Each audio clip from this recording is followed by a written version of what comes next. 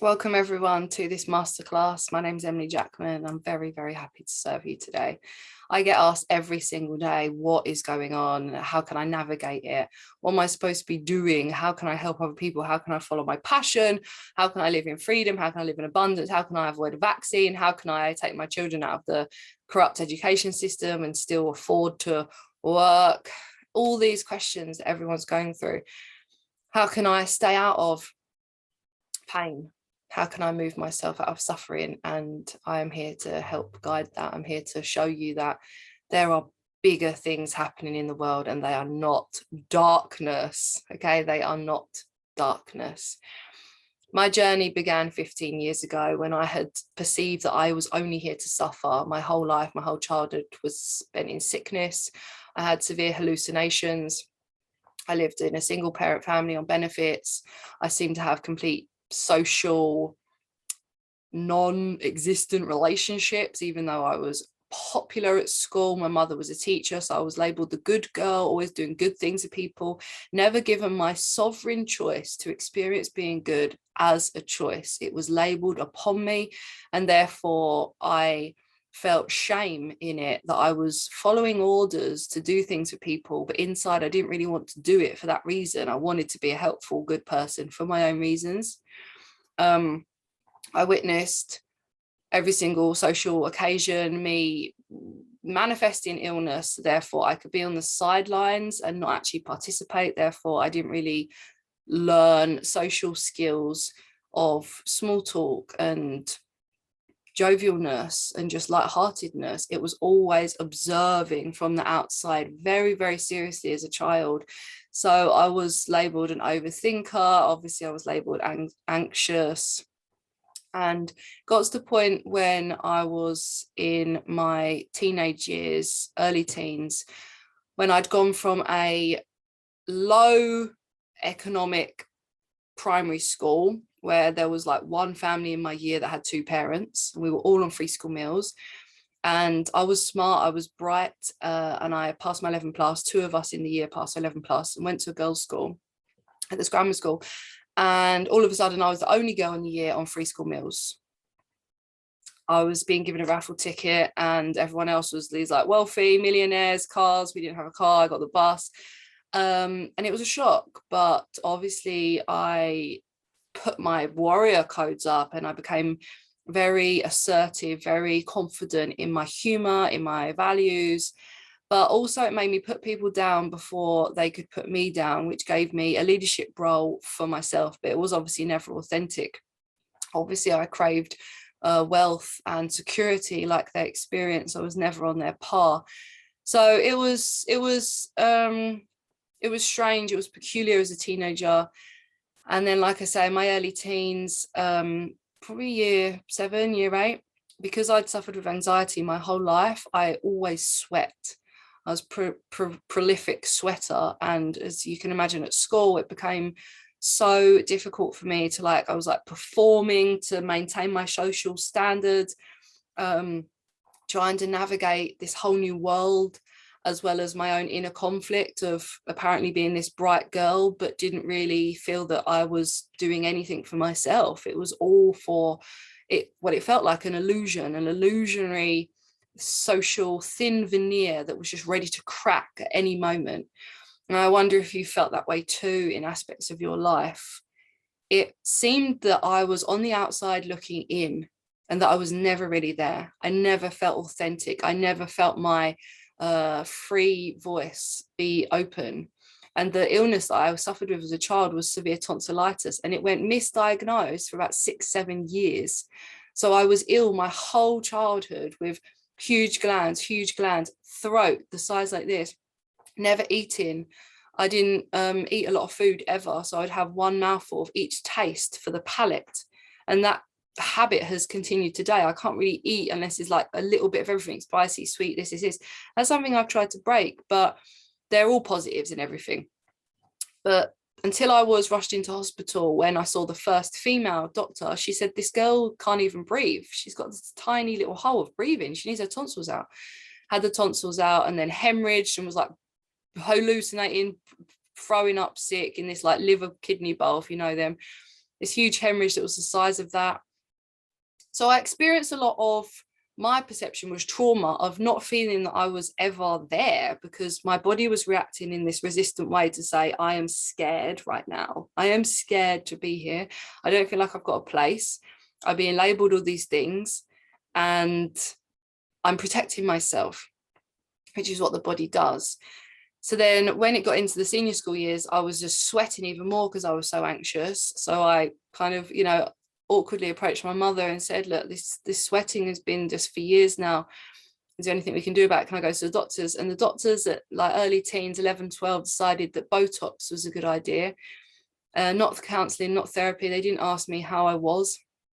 What was I thinking? What were my thought patterns? They injected me with Botox, which I was really super pumped about because I just wanted to not sweat. I didn't know the problems. I didn't know the causes. I didn't know any of that. I wasn't like cognizing it in that way. I just felt that I was awkward, ashamed, nervous and anxious, and they were going to solve that sweating was apparently the biggest block that I had.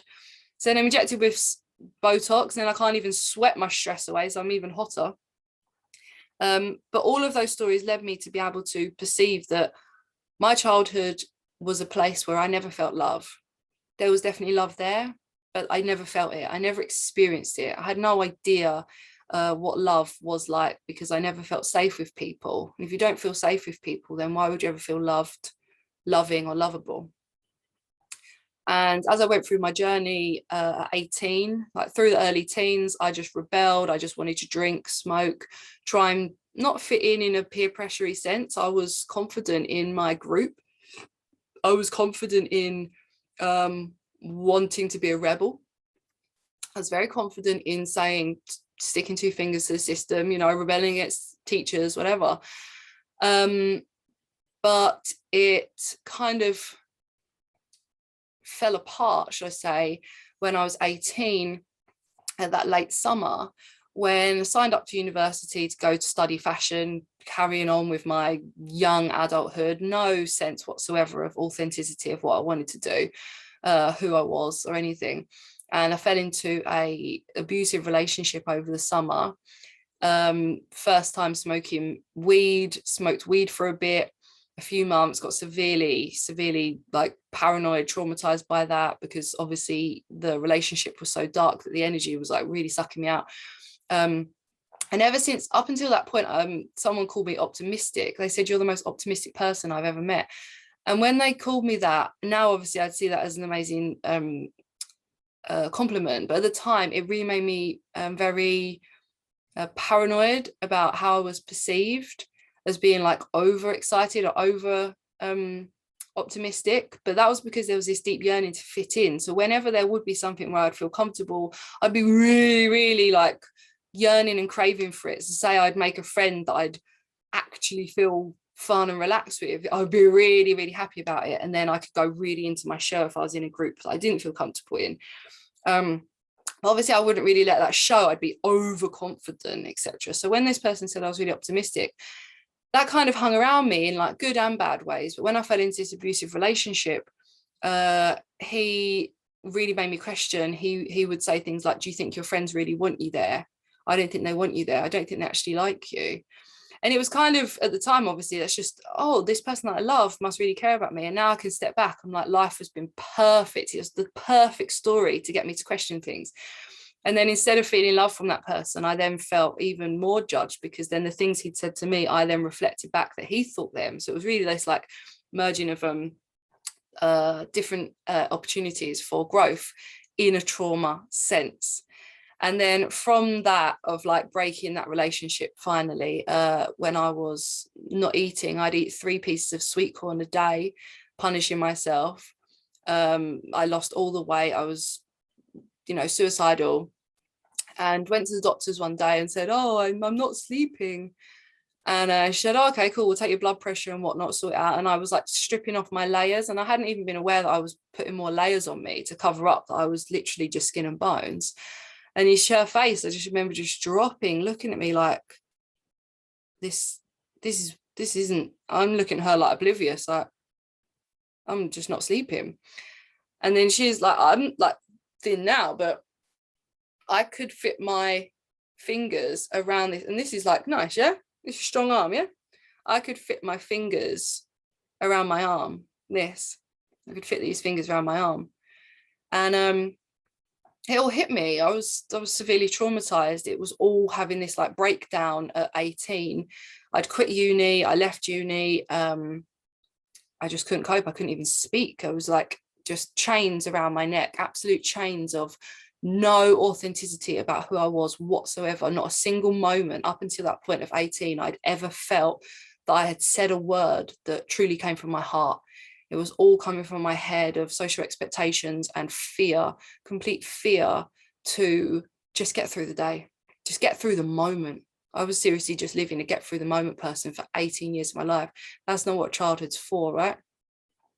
Not one memory where I felt free. I always felt like I was being watched, and I always felt like I was watching. I never felt that peace that was inside to say, you're safe.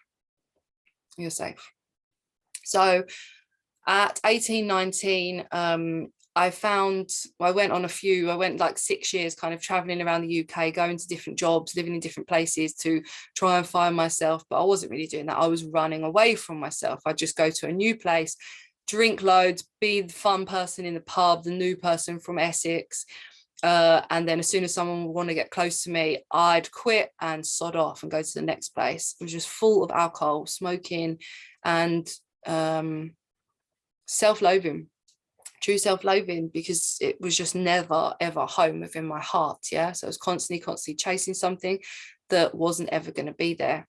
But at 18 I also found the Bhagavad Gita, which was just thrilling to me, that there was higher conscious concepts out there of purity and devotion and depth and wisdom, that was something that was not based on me, something that gave away the responsibility of me and then allowed a reality that I could place my awareness on something pure to then soothe my inner pain, was just brilliant, just groundbreaking. You know, maybe the Bhagavad Gita, some of you know, is a Hindu textbook, a Hindu scripture, a Hindu song of the great battle between, including Krishna and Arjuna. And Arjuna is like a disciple of Krishna. And we'll just call Krishna a vibration. We'll call Krishna an idea. We'll call it a concept. It's not a religion. It does not need to be labeled that way. But what it brought me was the soothing nature of a higher truth that did not include my suffering in. And I could move my awareness from the ego, nothingness, loser me, and the yearning, craving, gnawing of emptiness in a negative way, onto something else. And although some people might use a chocolate bar, might use a cigarette, it's the same thing. Whenever you find a tool that can just move your awareness, whether it be for 1 second or 5 minutes eating a chocolate bar, an hour watching some reality show, the Bhagavad Gita became mine. And from that, I delved into metaphysics and consciousness, yoga, as in the yogic path of enlightenment, path of spirituality. And this was always overlapped with drinking and self-destructive habits, always. It was a layer by layer process, which I'm sure that you're also on. And I hope you can relate some of my story to yours. Now, once I became confident enough to have my inner world as my priority, that's when being awkward and being self-destructive and being a bit strange and feeling like I didn't really fit in didn't bother me. I was just aware of it. It was like, yeah, I know I don't fit into anything. I know I'm really weird. I know I'm really awkward. I know I don't know what to say in any moment. Yeah, I know, fine. Yeah, I'm bothered about how I feel on the inside. I've got this really interesting concept that I've been reading about, that like I'm just going over and over and over in my head. The outside became my second bother, and the inside became my jewel. I was bothered about what I was thinking about on the inside, even if all around me was people looking at me saying, you are so weird. I was like, okay, cool. You carry on, I'm going to carry on. And then that kind of optimistic vibration of the trying to be like that, faking it, actually became real, actually became embodied. I transcended it. I was like, I've actually got something bigger than worrying about being awkward for you. I'm not worried about being awkward for you. I am internalizing, integrating, transcending amazing higher truths where I realize that placing myself in the issues of my life is not my priority. Why would me maintaining my suffering be my priority? Why would me maintaining a lower conscious thought be my priority? When I found these beautiful higher conscious truths, that then was understood to be the illusion. My pain was the illusion. My perspective of myself as only painful and suffering and weird and awkward was the illusion. And I now realize what the veils were. It was my own consciousness not allowing myself to, previously, not allowing myself to see through the pain, to see through the awkwardness and look at the beauty that was still there. But that beauty, I understood, was penetrated and generated from within. So by me not allowing to see myself in any other way apart from awkward, shy, anxious, and a loser, like just a waste of space, no good for anyone. Well, of course, I'm not going to see that on the outside. And of course, no one's going to look at me differently because I am only going to see those aspects of myself in their eyes. I could not see it any other way. I could not even say, I am loved, I am love, I'm lovable. So when I'm looking at someone and they're saying they love me, I'm saying you're a liar. I'm out of here. You don't even know me. You're a fool for loving me. You're an absolute idiot. You're sick. You're sick to love me because there's nothing lovable about me. So you must be crazy. You've lost it. And I'd be out of there. I'd use every single reason because I didn't love myself. I'd use every single reason to judge them through my own standards, even though their standards is they love the world. So they're just seeing me through love and they can see my purity. I couldn't see that. So then as I carried on my journey, different things happened and I ended up in Devon. Like my aunt passed away, so I moved to Devon from Essex. And in that year of transition, even then I was awkward and I wished I could change, wished that I could have changed how I was in that time because I was new to Devon and once again drinking, trying my best to hide and just go within, because the path of going within and having your inside world and who cares about the outside world and being an introvert always expands, because then once you've like, first the stage is I'm an introvert and I do not like anyone coming near me. I'm in absolute terror and fear. Please don't judge me. I'll just run away and hide. And then it's like, oh, I've actually got a passion within myself. I feel quite confident on the inside. Doesn't matter what you think on the outside. But then you come into this body where you're like, no, it's time to start using my wisdom now. It's actually time to start using my wisdom. I'm not actually bothered that I don't even see it in that way anymore. I don't see myself as awkward anymore. I've transcended and integrated and transcended that I am that person. I am spiritual as fuck. I am that person. I'm not even awkward. The only reason it looked awkward here and here was because I was always destined to be, and was at those particular moments also, spiritual as fuck. And the society around me was not. Therefore, would I not, as a beautiful divine lotus flower, have felt awkward in an environment which was holding me within rules and constrictions and poverty and comparisons, and you can't have that, and that's bad, that's good, you're the good girl, go there, making others feel low? I always knew within my heart that this reality wasn't most aligned to my inner heart, yeah, and we all know that. But some people get more programmed with believing that competition is good and being the good girl is good, getting the right score for someone else is good, and you lose this purity of there is no such thing as goodness. There, if you're saying there's good, then you're creating the bad.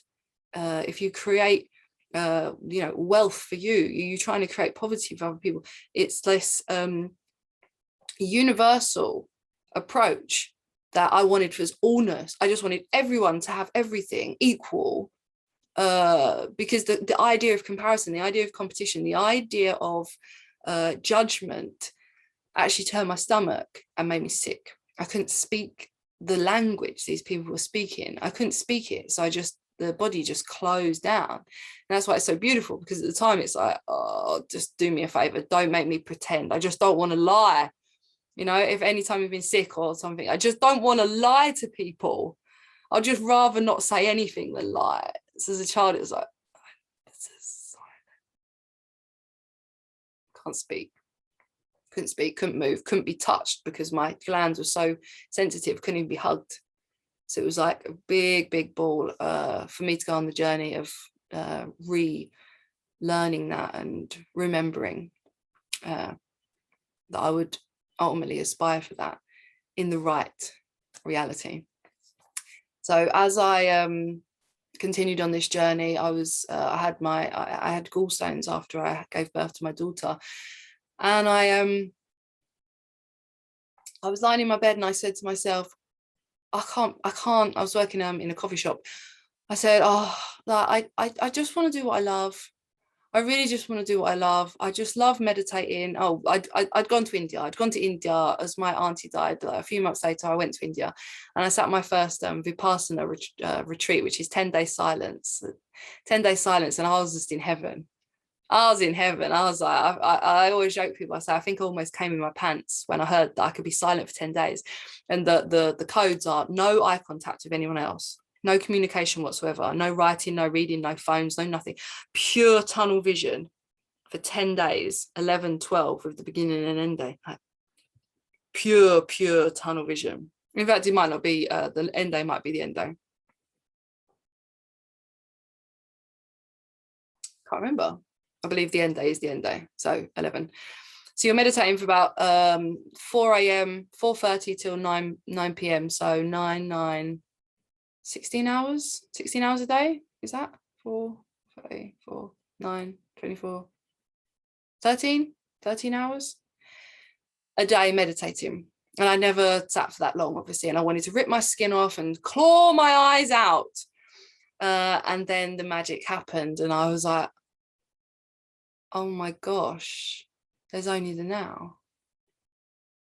In this now moment of me sitting here, focusing on my internal vibration in my internal body, I'm aware that when I think something negatively or allow something negative to overwhelm me and take hold of my body, I feel dense and sticky. And when I am neutral, I'm calm, peaceful. And then when I go, oh, what I have got though, it's so painful. Oh, it feels so dense again. When I come back to center, no reaction.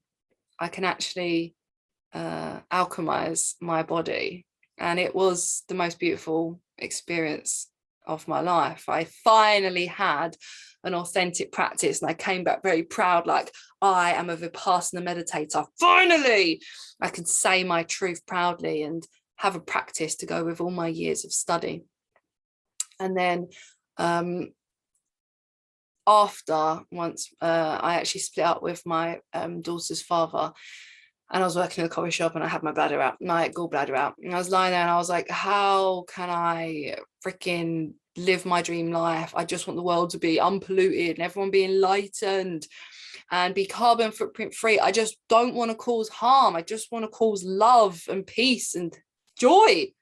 I just don't want to cause harm. There must be a job where I can cause no harm and I can just turn up and be paid for being me and my passion, and actually offer people something where they don't have to have anything to do it. I want to be able to pass this wisdom on to the so-called poorest people, financially poorest people, that they don't need even a yoga mat to do it. I was like, yoga teacher? I was like, I know you don't need a yoga mat, but is it that? And I was like, meditation. Obviously, my whole life has been the whole life has been this suffering, overthinking thing to then alchemize my frequency. And it's my dream, can sit in silence for hours. Bliss, right? So you can just turn up anywhere. Don't need a mat. You don't need a mat. You just sit. You can sit on the bus, meditate, do meditation anywhere. Because meditation is just accessing your consciousness, which you're always doing. So you're always meditating. And within a few months, within a couple of weeks, I'd booked my meditation teacher training. I'd booked a high street location. I'd spent all my money. I loved it. I decorated it. I started being a meditation teacher. In a few months of that, I realized, why am I limiting my 15 years of experience? Okay, 12 then. Why am I limiting my 12 years of experience, my absolute 20, 30 years of entire 24/7 observing life? A meditation teaches you to observe. I'm a freaking pro observing life. I've done 18 years of just observing life from the outside in, being like, why? I understand. Reflect.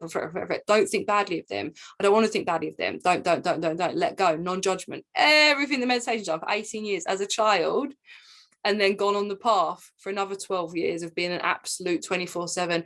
Oh, what is all this pain about? I wish I could heal it. And then actually finding the process and embodying it, and then becoming a teacher of it. Well, so I became a meditation teacher online. I put my programs online and started teaching people online. Now, here's where it gets even juicier, okay? Then, when I was at a like a spiritual course, you say, it was like a 12-week course with a medium doing like chakra moving with crystals and things, and she said she had printouts, and one of the printouts was 5 universal laws, and she's reading them, and I'm totally resonating with them. I was like, yeah, that is decent. I was like, where do you come up with this? Like, what is this? And she said, oh, I've never told anyone on this program. I've run this program for years. No one's ever asked, and I've never told them. It's Bashar. And who's Bashar? She said, oh, well, this is where it's a bit, this is why I don't usually say it, because he's a man that channels aliens. I said, excuse me? What's that? She said, yeah, he's an alien.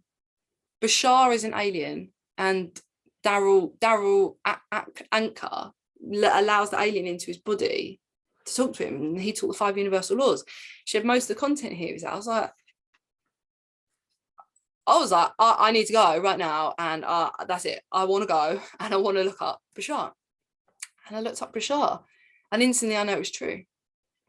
The things they were saying were so high conscious. It was like, either he's I instantly knew. So I'm just saying, in your reality, perhaps you feel like there's some big farce happening. It's like, even if you feel there's a farce, and you watch channelers saying the most highly conscious intellectual information that a genius could come up with, yeah, then they're a genius. Understand? Then they're a genius.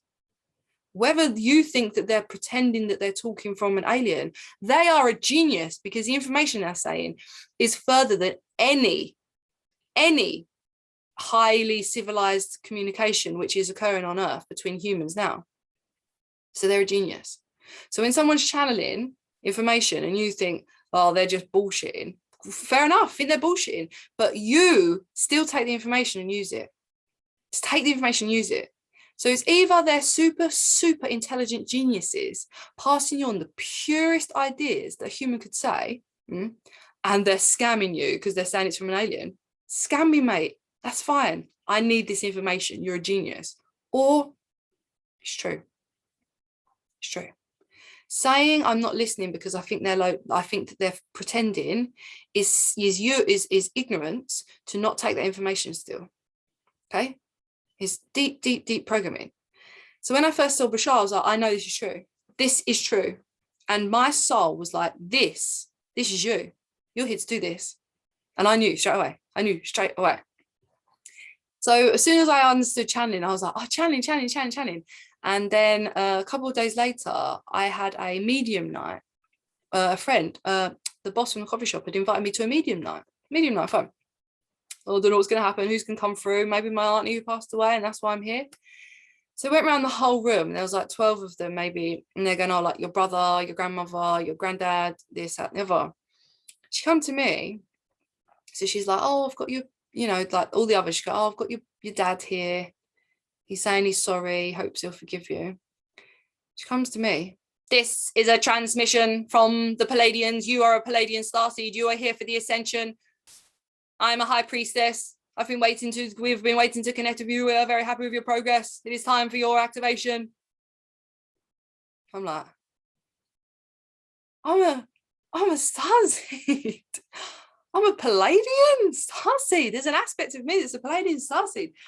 Now, you can think what you want. Again, it's like mediums are making up. Well, then they're super genius, because if they can hold space for 12 people in a room and tell you things about your past relatives that they would say and how they'd act, and information that they wouldn't know, they're a genius.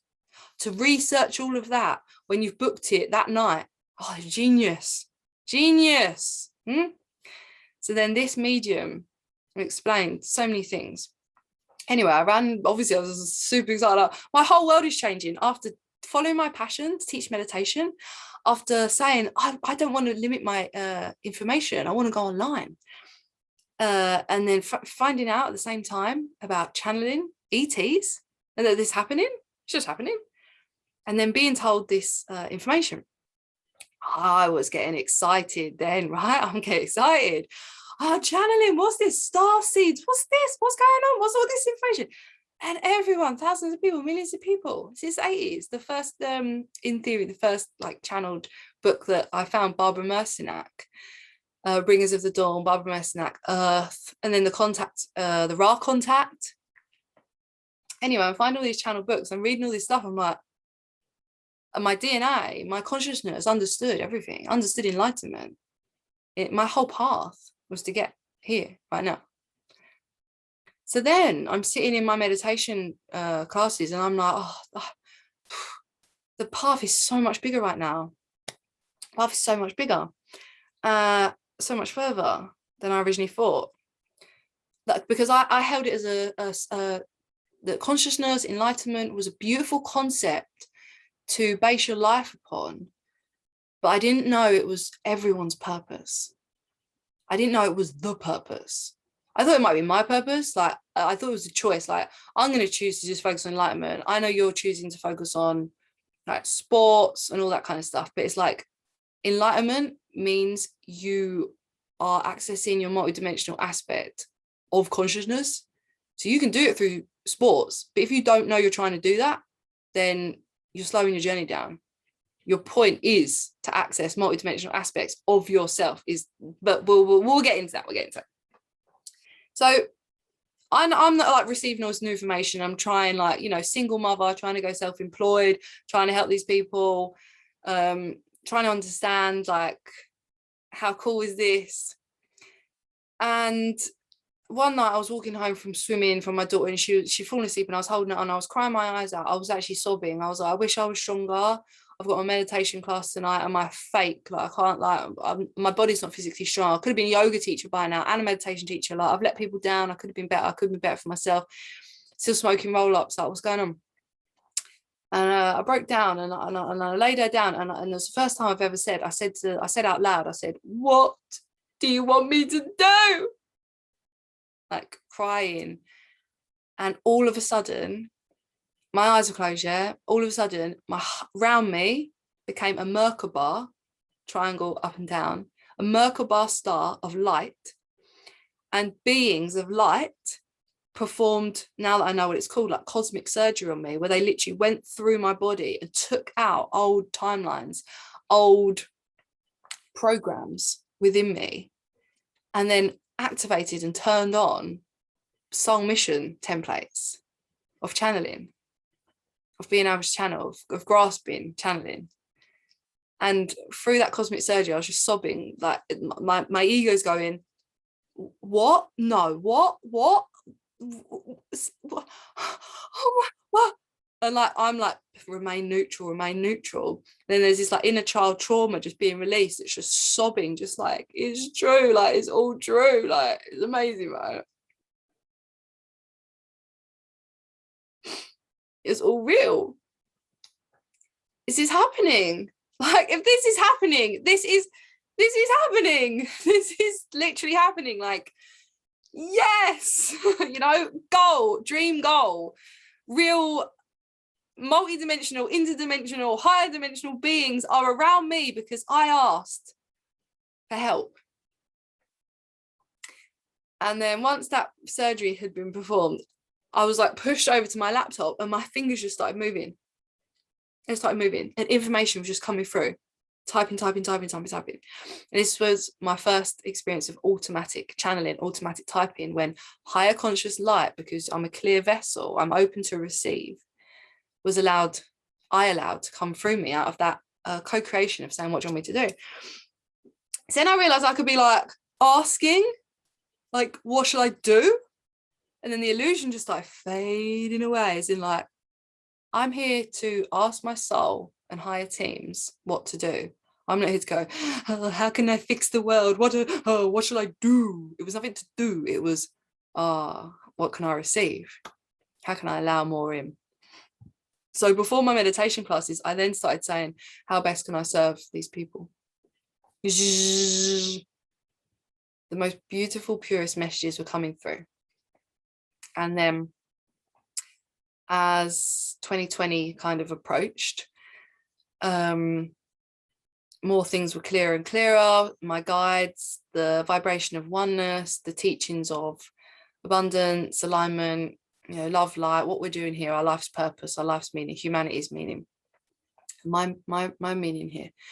And I was guided to offer a 5-day transformational, channeled, high dimensional program, live twice a day, as well as the online content with channel teachings of awakening, like accessing your power of choice, like liberating yourself from the matrix. And they told me, my guides were like, you're a rebel, you freaking love it, you've been a rebel your whole life, you've never done nothing for no one, like you've never conformed, you've just been like inside, you're just going, this is the game, this is just weird and stuff. They go for it, say you're looking for 5,000 people and you're only going to charge for your channeled 5-day intensive through the Great Awakening, where people are like, it's going to be £5. Give me £5. But you're only going to have 25 people sign up. You're going to have 25 on the nose that are going to sign up. And this isn't for the money. This is for your own expansion. This is for you to understand your co-creating and start channeling for people. And this program's going to sell for hundreds of pounds in the future. So it's not about the money. It's about putting yourself out there and knowing that this is a game. This is fun. This is literally drop the ego, expanse. Yeah. So I done that and I got loads of hate messages. You what? 5,000, you were in it for the money, all this stuff, where it's like, and they're like, hold your light.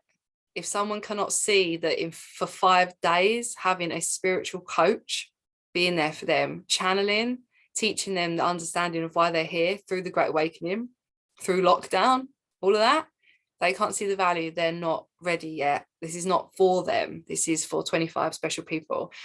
And 25 people signed up, and it was the most incredible 5 days. We went over to 6, 7. It was amazing, understanding the power of choice. And then from there, I was like, am I the only one that knows this? Like, where is everyone? Like, I don't know anyone online. I was like, just like, okay, there's loads of people. Apparently there's like a few authors channeling, but why is this? I got really angry, why does no one know this? What's going on? Am I Jesus?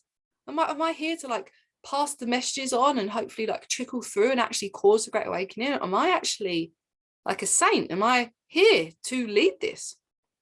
And there was one other colleague of mine that was on the same path, and we were laughing. We were like, if I believe that the world's okay through my own perception, then the world's okay. Like, I am changing reality with my thoughts. If I don't worry and think, if I don't say that something's a worry, it's not a worry. Like, the veils were just dropping like that. So we were like, oh, I think we're like leaders of the new earth. The fact that we're experiencing this means that anyone can experience this.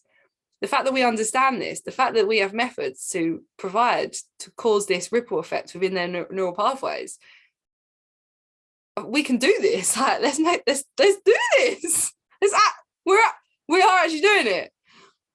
So you're kind of understanding your soul purpose and how following your passion works. So then, but I was like, I don't understand what I'm supposed to do now.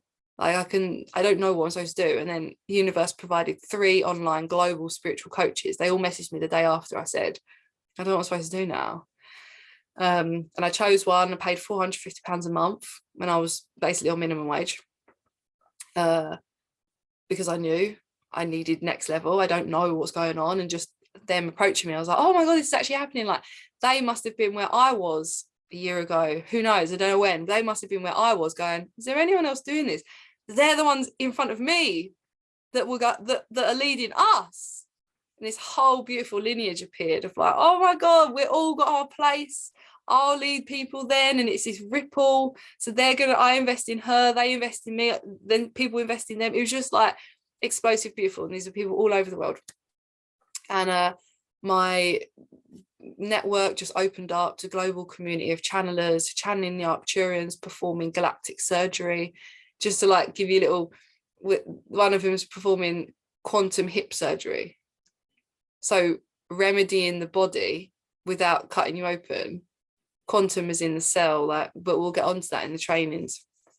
Performing surgery to heal the body, because your beliefs override everything. And as much as you might, I believe it's going to work. No, if you believed it would work, it does work.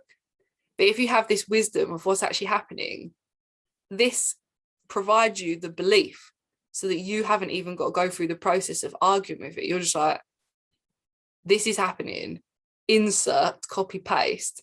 That's my new belief, therefore it's done. So that's the beauty of now, that rather than you spending 33 years and 24/7, which is like what, 168 hours in a week. I needed to work that out the other day because I was like, that's a long time. 168 in a week times 52. Okay, so 8,700 hours a year.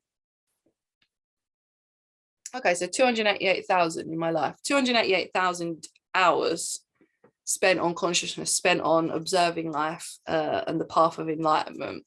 So let's just say 8,000. Let's just say 1 year. 1 year. Because when I sleep, I'm traveling in the quantum field, accessing my higher self, doing all sorts of fun and games. Let's say even 1 year. If you're like, oh no, sleep's not included. Okay, well, over 3 years then, and we'll just say a third of it. So we'll say 8,000 hours.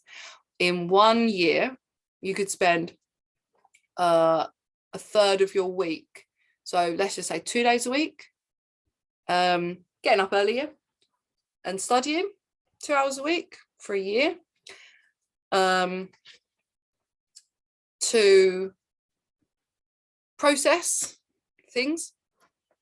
Have you got 2 days, let's say 14-hour days, 2 days, you know, it doesn't feel that juicy, does it? If you've even got that. And let's be honest, like a third, let's say, 2 days. Okay, so let's just say you spend 8,000. We say, oh, there's an 8,000 hour course for you to do that I've been on for the past 3 years. For everything, all my wisdom, you can just follow exactly everything I've done only in the past 3 years. Never mind the 288,000 hours I've spent. 288,000 hours. We'll just say it's 8,000. We'll just say, well, even like, I don't know, it's not even 1%, 0.5% of my time. You go and do it. You go and try and do that. I'll give you all the links. You can feel free, because all the programs I've invested in, business coaching, DNA activations, channeling, ascension, foundation, enlightenment, training, retreats, books, reading, read over 300 books, all that wisdom. Here's the list. Go for it. But the whole point of me taking in that wisdom was to come up with the solutions and the answers. That's it. I wasn't reading them to read, oh yeah, I'm going to read 300 books and I'll know about consciousness. I was reading to try and figure out the answer. I wasn't reading one book and going, can't wait to read the next. So I was like, is this going to be the book to give me the answer? Oh, interesting knowledge. It's not the full story. Boom. Program. This. Learning, trying to figure out the answer. And when you embody things and come to that place, why was I ready to teach meditation? Because I'd embodied it. I'd embodied to a point there, boom. And then I could go further into my channeling. So you have to go in these processes. But now our wisdom is like, you haven't got 8,000 hours. You haven't really got it. Like, that's a year without sleeping, without working, without talking to anyone. You ain't got that for 8,000 hours, right? So then we condense it for you, but we condense all the wisdom so that you haven't even got to take and do that work. You haven't even got to do it. You just receive the solution that we came up with from studying those thousands of hours, right? It's brilliant. So as I expanded, I went into a 5D quantum university, first 5D. Anyway, the path ended up being much obviously deeper than one would assume, because meditation's first to like quiet the mind and quiet the ego. And instead it really is about a eternal, immortal inner presence, which is very physical, very tangible, as in there you could say is a dark and a light, but without the dark you wouldn't see the light, and without the light you couldn't notice there was darkness. So it's a real experience you're having right now. You are an enlightened, immortal, eternal being of light within a dense reality of lower dense light. And the reason that you feel suffering, pain, confusion is because you are not the lower version of light. You came for that experience, and now you came for the experience of remembering what you are and getting the hell out of there. Okay? So guides such as myself have spent their lives on this path to now invite you to wake up faster than it would take for you to do it alone. Okay? This includes quantum physics, quantum vibration. Of course, it includes channeling. It includes the whole cosmos with high dimensional beings. Yes, it includes your soul. And these are not religious connotations whatsoever. These are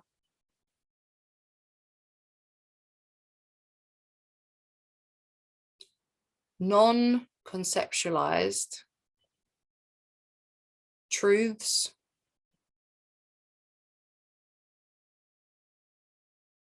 that only you will experience through taking yourself on the process. These are not intellectual discussions to be having of interest. That was the lower density reality that you were in. It is interesting to discuss consciousness, does not one think?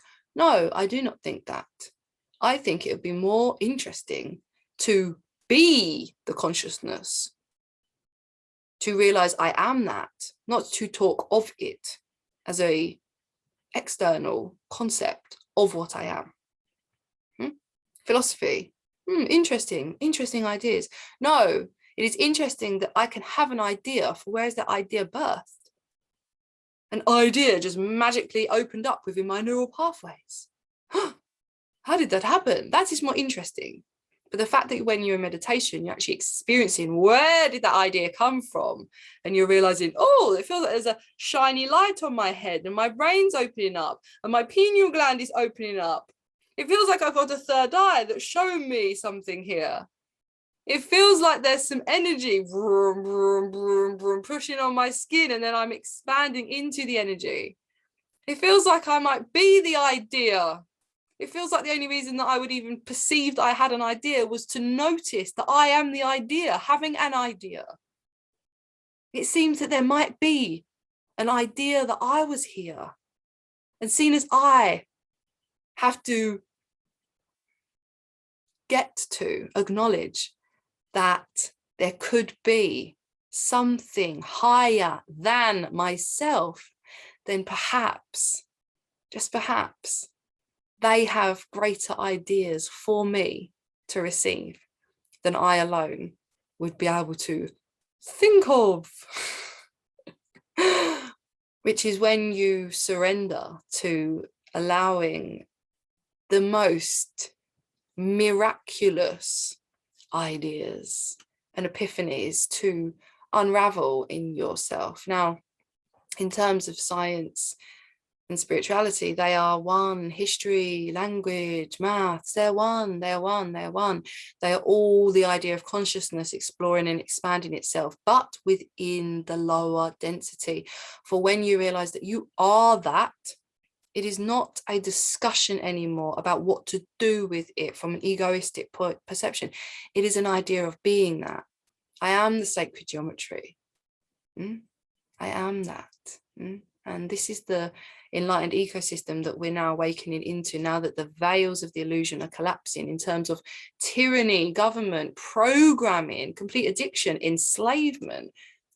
And in terms of the vaccine and the microchip and the dark and the enslavement of children and all that, that's something that we go into, because once you accept that the divine plan of consciousness is like an innocent child playing a game with two rocks and bashing each other, and one wins and one falls away, and then he picks up the other one and he wins, and you wouldn't judge and say that's so sadistic and that is so oppressive to the rock. You really perceive that it would only be through your projection of labeling that child's action sadistic. For if it was and is just innocent children of Creator expanding and exploring what they were freely given, they were freely given the choice to pick up a rock with their two hands and bash it together if so one chooses. But that your projection of saying that that child is ill and sick and needs punishment is also your responsibility to be aware that you created that sickness. You created the idea of punishment out of the fear that someone was going against what you wanted. If you wanted peace and sovereignty and people to love, but then you were the one that aligned to the wrongdoingness of that innocent action, or not innocent, but the freedom of the action, that therefore you then feel like the prosecutor and the judge and the jury of that action. Oh, that's not what you do with rocks. That's not how you play. That's not what you do with humans. That's not how you treat them. All of the projection. But then you ask yourself upon this journey, what if that frequency of pain wants you to judge it and therefore lose yourself in the illusion of not being the judge? Can you sit back and instead observe an innocent child bashing rocks together, to experience some tension for a split second, and then the minute you say we're going now, they drop the rocks and they skip along? Whereas if you then punish and you're so angry at it and you're so bitter, I can't believe they've done that, it's reminding me of my own trauma when someone caused tension to me, you add to it and you create it, and then you program that child with being angry and bitter and hateful with the world, angry that they blame themselves. Like, when I play, I get told off, I will never play, it's like time to be serious and angry, it's this whole thing. But then when you walk this path of awakening, you will realize that you actually came for that experience of pretending that you did know it all and that you were right to judge and you should point the finger and they shouldn't do that to rocks, because really maybe they shouldn't do that to rocks, and maybe the elite shouldn't do that to people. But you came to experience both. You came to experience the trauma of probably being that child and told off originally, and then being programmed to hold on to the bitterness, but you're reflecting back going, my parents did this to me. But then you become the one pointing the finger going, you shouldn't be doing that, you should be treating the planet well. And it's like, okay, where does this begin and where does this end then? Does this ever end if you maintain it? Because then on the path of ascension, you go back and then you learn, where did it actually come from? Where did the poison, where did the punishment, where did the pointing the finger, where did the blame and the shame come from? And you realize that that darkness within the universe, which balances it out, wants that. That's the whole illusion, that they're like, Look at this. This is really horrible, isn't it? There was this loveliness. I'm still here though. Yeah, but it's horrible to be here. Yeah, but I'm not killing myself, so it can't be that bad. Yeah, but if it got really bad, then you would, wouldn't you? And the fact that you're not even grateful for being here means that you pretty much should. You know, it's like this whole ping pong game. But in terms of the propaganda that is now being offered to humanity in terms of deep state conditioning programming, it's all an invitation for you to choose your side.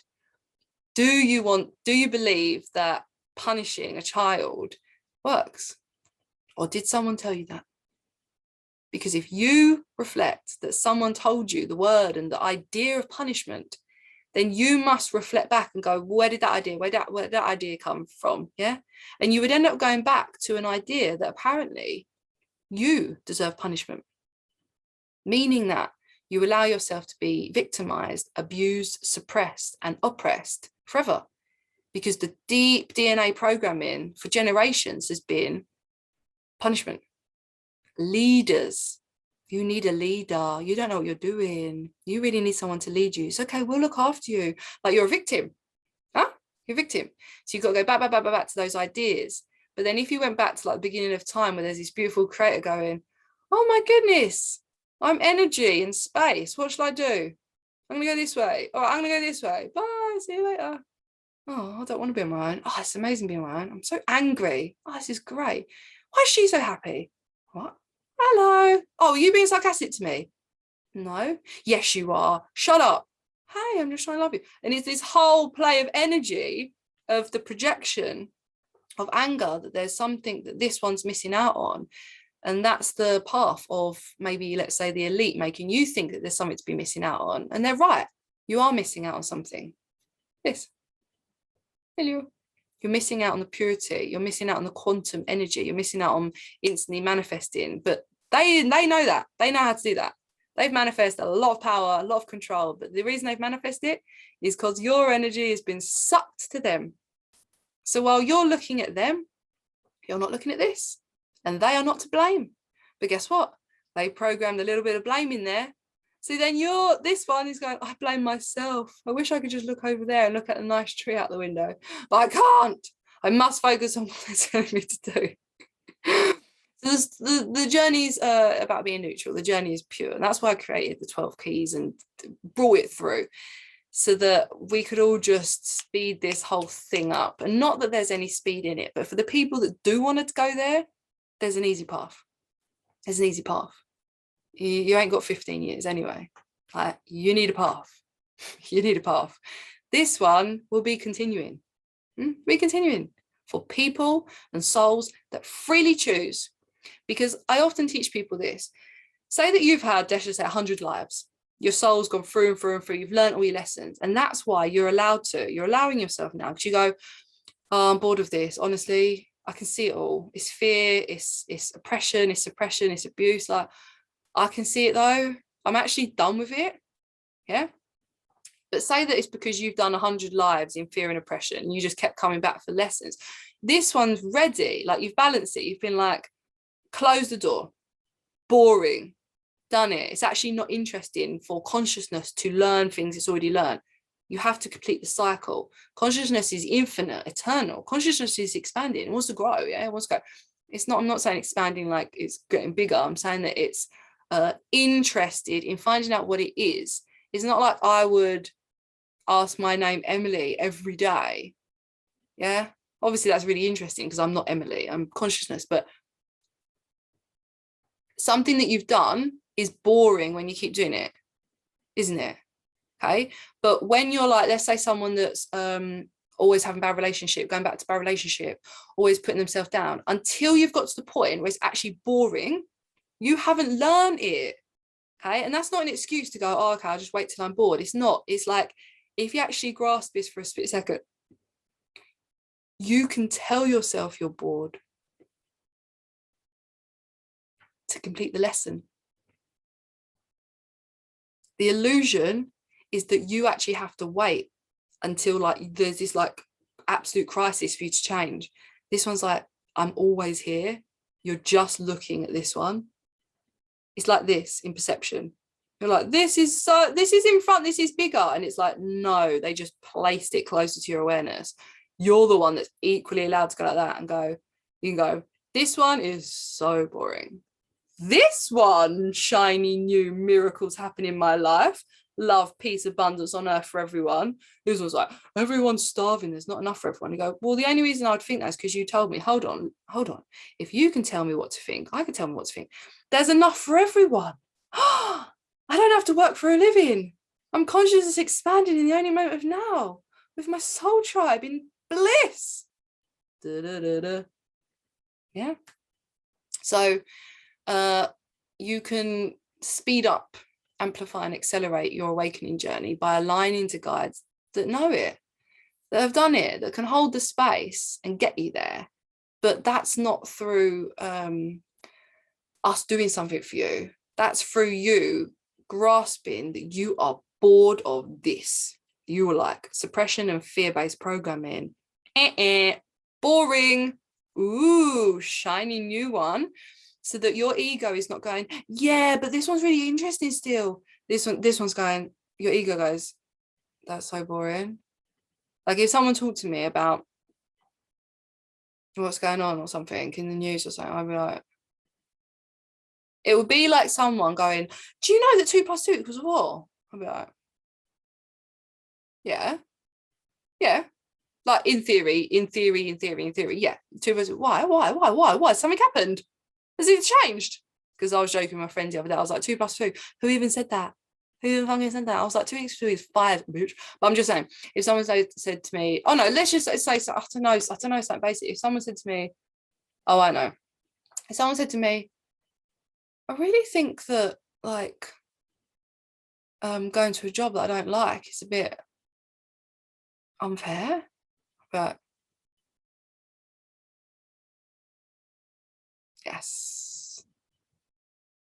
Ooh, come on, right? So that, because you won't be going, I think this is unfair, I'm so angry about this, I can't, I'm still going to a job that's unfair. Instead you'll just be like, I'm closing that loop, I'm closing that quantum loop that's on repeat. I think it's unfair, I'm so angry, yeah, but I can't leave. You just go, I think it's unfair, and now I'm done with it. I'm bored of thinking it's unfair. I'm onto something different. Next, what now? Because I know I'm going to be leaving because it's unfair. So I'm leaving. I know I'm going to be leaving. I'm going to leave in 3 months' time. That's it. So now, universe, provide me with the next step in my conscious evolution. Ding! Hi! And then things just come. So you can turn it on. It's not like ABC anymore. It's not 1, 2, 3. That was all the programming. Because once I started realizing that you have a choice of what you want to think, that's when quantum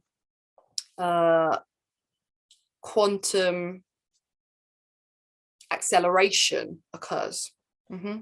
So when I was like teaching things, people going, oh, that's NLP. And I was like, well, I don't even know what NLP is. And they're like, that's NLP. I was like, oh, I'm teaching NLP now. Sweet. I just was being given new ideas to share with people because I was asking what would be best for them to learn. So therefore, when I channel information, I'm not thinking about it. It's being given to me. Woohoo! So anything can be given to you. So we go a lot into concepts. We go a lot into deconstruction. We go a lot into overriding beliefs. We go a lot into choice. We go a lot into literally seeing through the veils and allowing quantum light to be your visual, because you're going to be seeing a lot of stuff in the next few years. You're going to be basically, if you choose to, you're going to be meeting your star family. You're going to be meeting ETs. You're going to be receiving the technology where they literally just push a button on something that looks like a microwave and it just makes food, whatever you want, because food is just resources of sunlight and minerals. So they just know how to suck in energy to create that. That's how you manifest. To know it's already there, because it's just energy, and you are the magnet of that by being the pure channel, by understanding it, by being like, fine, that's mine. I can have whatever I want. This whole like pollution, ETs are like, we can take out the whole pollution within a split second. But you humans are here to learn it. You humans can change yourselves, because if we just take it all away, you haven't learnt a lesson. Okay, so I just come along and I just take away her bad boyfriend that's being mean to her. She hasn't learnt lessons. for herself. She hasn't learned them. She'll go and do it again. Yeah, she needs to be like, I'm bored of having a bad boyfriend because I'm actually here to love myself. Closed. Now what? I might go and drink a herbal tea instead of the coffee that I had yesterday. Woo! They come along, take all the rubbish. Okay, and we're still like, that's not closed. They take all the rubbish goes, and we're still like, sweet, you can do that every day, can't you? Let's just use loads of rubbish. Not done. So we actually have to go on this journey inside. We actually have to embody the truth. And there's not a right or wrong. You'll be making cookies, you'll be doing whatever you want on New Earth. The point is, it doesn't matter what you do, it matters how you feel. Therefore, it's all about your internal state. So if you believe and you go, I believe it's all going to be fine, but your inside's going, no, you fucking don't. Right? You are not aligned. You are not aligned with your highest vibration. Therefore, it's a game. A game. You will feel the game inside you because you'll be going, I don't believe you. Your mind will be going, I don't believe you. There's brain cells in your heart. So again, there's brain cells in your heart. So when we say think with your heart, it's not concept. The ego can agree with that. Your mind can agree with it. It's not a concept. I can talk to my heart, I can think with my heart. I can hear words from my heart, just like this. Okay? Just like this. Okay?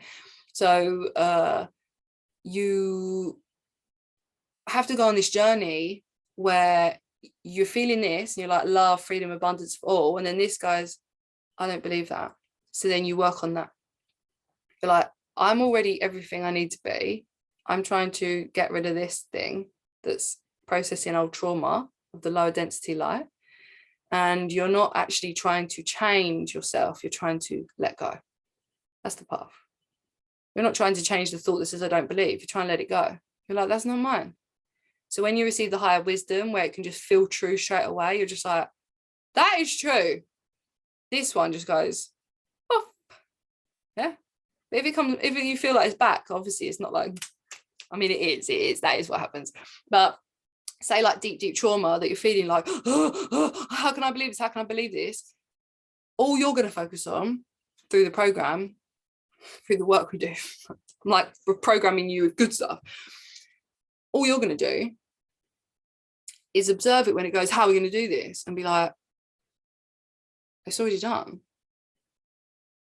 I don't have to do anything. That was old. Okay? I have to be relaxed, good vibration, feeling good, and then allow a new idea to come in from a higher conscious place, higher light quotient place to come in. And then the idea comes in, oh, meet Jim on Tuesday for coffee. Yeah. Okay. And as you're walking to meet Jim, you see an advert in a shop saying free hula hoop lessons for 20 to 25-year-olds. And at the hula, and you go, oh, I've always wanted to do hula hoop. And at hula hoop, you're laughing around, having the time of your life with a high vibration, going, I haven't done this for ages. Oh my God, this is so amazing. How am I going to do this? Yeah. It says playing music. No, I'm not playing music. I love the computer's like, are you playing music? And let's just say that your intention was you were wondering what your next job's going to be, what you want to do with your life. You start hula hooping and you're like, I have so much fun hula hooping. I know it's something to do with my body. I want to move my body for a living. I don't want to do my 9 to 5 sat at a desk anymore. Just that. That is, hi. Yeah. So then when that next thought goes, and then it goes like that, so then you go, oh, I want to move my body, and the thought will go, how are you going to do that? And you go, bitch, I just proved I don't need to listen to you. I literally need to be like, I trust that. Yeah. So you've got like this 100 million on this side that have gone. So when you hear it, how are you going to do that? You hear in your whole life, what's that, 288,000 years? Let's say that in seconds, let's say millions of seconds, millions of voices going, how are you going to do that anyway? Yeah, that's like that dense thing, judgment, the ego, yeah, shame, blame. And you're here to override all them. But with our work, you haven't got to override all of them, because we have the potency to, like, what's it called? Like, get a whole troop. So it's like 5 million, and we're just like, a million gone. But you try and do a million on your own. You're going to say a mantra a million times. Ain't happening. Your brain's off like that. How you can do it? I don't know. I'm not even sure. But we're like, oh yeah, trust. I'll give you the 12 keys. And then you can understand how to do that. So you just wipe out all the troops. So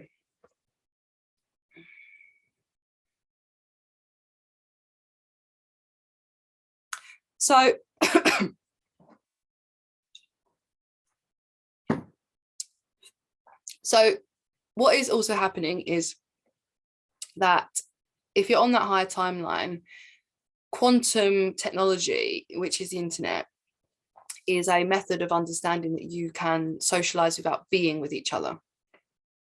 That you are an energy, meaning that your energy can be transmitted. You don't actually have to be in that physical location. But the reason it's being transmitted that way is because there is no physical location. Distance is a concept. Distance is an illusion. You are inside the now. Now is distance, but you're all in the same exact location, nowness. So using technology is very potent for receiving DNA activations, for receiving love, for receiving everything, communication. So the idea of like a lockdown was to give you the illusion that you are isolated. No, you are more connected, okay? But the quantum technology of the internet is also to allow humans to remember something that they forgot, that they are the transmitter. Mobile phones, you are the transmitter. For there can be nothing, there's no thing that's been created that wasn't already there. An idea is not pulled out of the ether in a human concept of, you're a genius. It was literally pulled out the ether. It existed before. As consciousness is infinite. You are that, but consciousness is infinite. So the idea of using the internet for now is to connect globally and allow it. But telepathy, connection as your own frequency, because channeling is a frequency. I'm tuning into, so say this. No, actually, we'll say that after. When I'm coming into channeling state, I'm allowing myself to scan like a laser and hone in on a place within the galaxy. And then I pull that there. Say it's like Pleiades, the star cluster. I'll locate there, but then I'll just pull it here because I know we're in the now. I delete the distance, therefore they're right here with me. Now that's a concept to some people, but that's an experience to the enlightened. We're taking concepts to embodiment. So the internet is beautiful. I'm so grateful because it's reminding me of instantness. How can I call someone and there be no time delay? It's instant. That means that etheric strands going up to satellites, apparently satellites, and then down is instant. Instant. No time. There's no time between there and there. An instant. Instant. Hello. It's said then. That means there's no distance.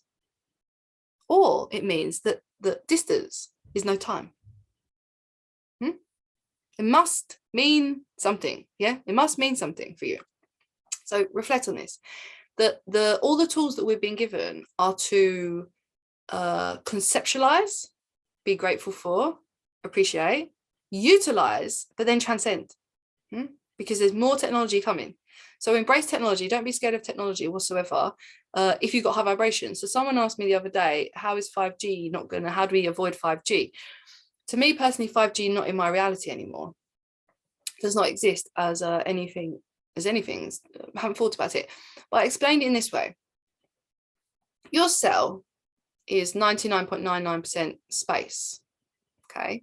So the inside of your cell, and inside any nuclei, is scientifically proven 0.01% matter. So you're like, oh, all this is heavy, dense matter. Well, no, they microscope zoomed in on the matter of the cell, and it was like 20 more particles of quantum energy. Quantum energy is light. Okay. So when we say we're light beings, light workers, I'm the light of the world. We mean that. And it's not in an egotistical way. If you want to call it scientific, call it scientific. I just want to call it true. I just call it true. I'm not playing around like worrying about what she says, he thinks, this, that, and the other. I'm calling myself a light being. If you want to conceptualize that and call it whatever you want, call it egotistical, call it whatever you want. I'm saying it like as true as the sky is blue to you. I'm a light being. I'm a being made of light and space. Yeah. So you're 99.99% space. And I don't know if you ever heard this, but if they took all the space out of your body, you'd be a bit of dust. And if they took all the space out of the whole human race, we'd be a sugar cube. That's the amount of light matter that exists. And that's how much space exists. Okay. So obviously we go into all of this, but let's think about this. Let's just go there. Yeah? Let's say 5G, when this atom, excuse me, so you're made of all these atoms, like 70 trillion atoms, but you're mainly made of space, and everything around you is made of the same things. So right now you're looking at space and light. Now, when someone is telling you, you are called John and need to go to work and better be scared of something, I'll tell you what they're doing.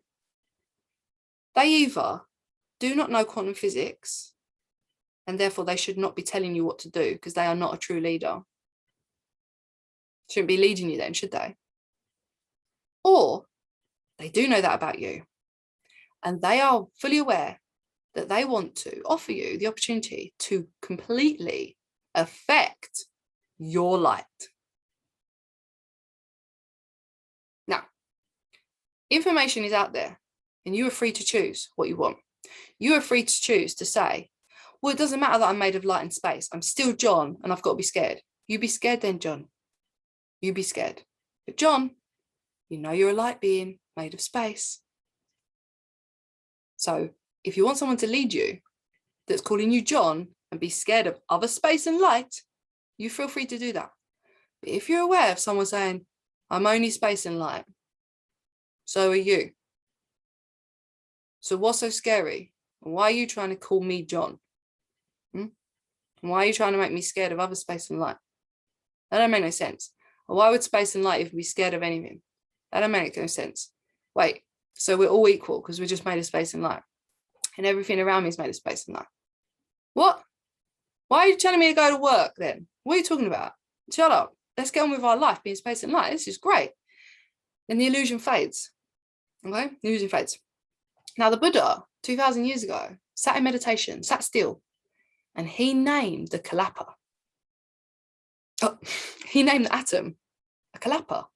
He sat so still in such neutral, not craving anything and being very happy with what he has, yeah, not hating what he does have. Came into this neutral point, which is our purpose.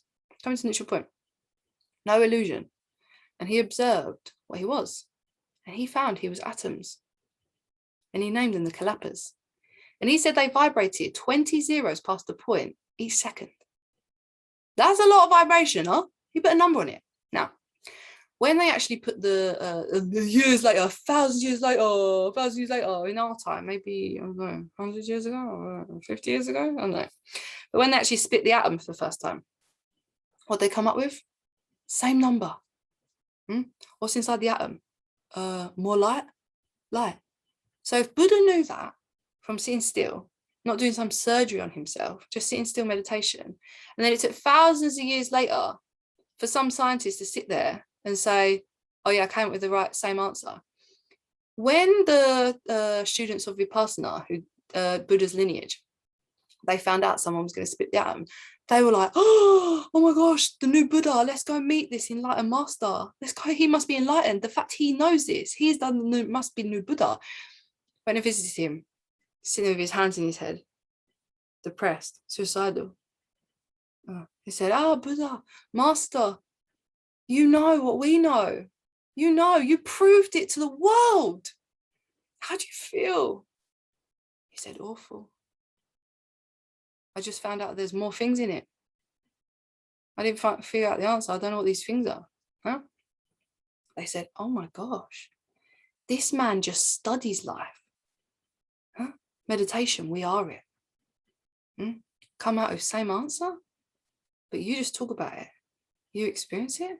What do you think you'd experience if you felt that you were space and immortal, eternal, alive light?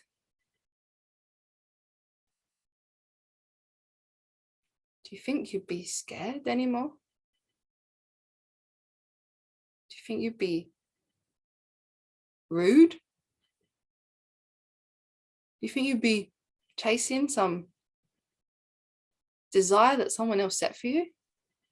You can either be this man who says, oh, I know it. Or you can be this, psychedelically tripping out on what you are by manifesting, magnetizing new light to bring you the things you want. The only way to manifest is through knowing what it is, knowing that it exists up there first as an idea, pulling that energy to create physical manifestations, like that.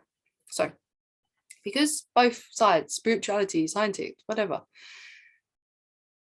side you sit on, have both proven this, have both explained this, have both expressed this. People experience this, like, I experience my vibration, it's true, that's it, And obviously all new consciousness teachers, millions of followers, understand this, frequency, vibration.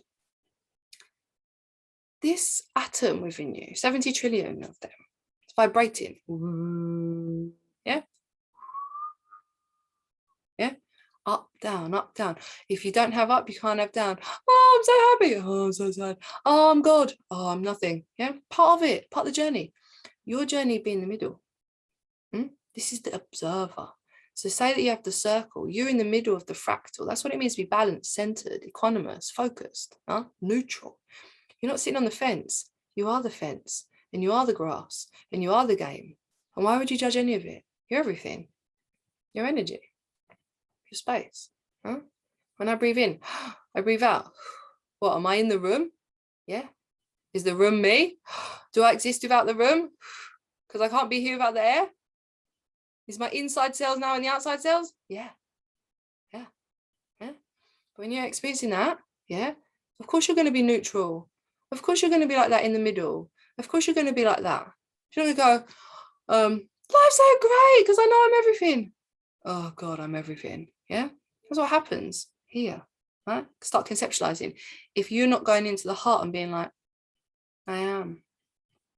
Through the teachings. I'm not saying this is something you talk about. This is something you go within and you allow your cells to remember, because the only reason that you feel discomfort is because you are telling your cells you are not what they are.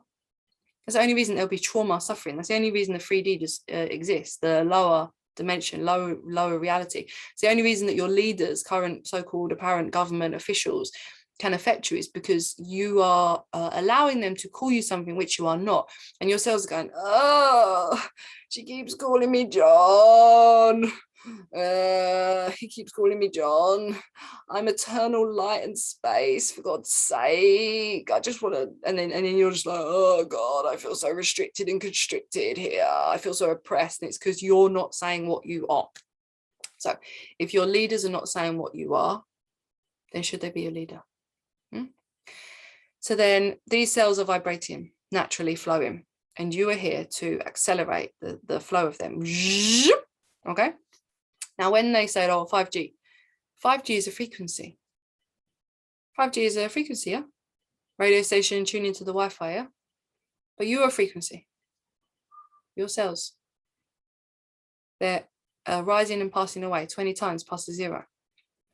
So if you follow this path and raise your vibration, raise your frequency by aligning to the truer nature of yourself, your cells relax, expand. You become the outside and the inside. You have a higher vibration. Your cells are high vibration. People get sick, low vibration. The cells are not moving. You haven't got to do exercise to make your cells move. You're not moving. You're always moving. Your cells are vibration.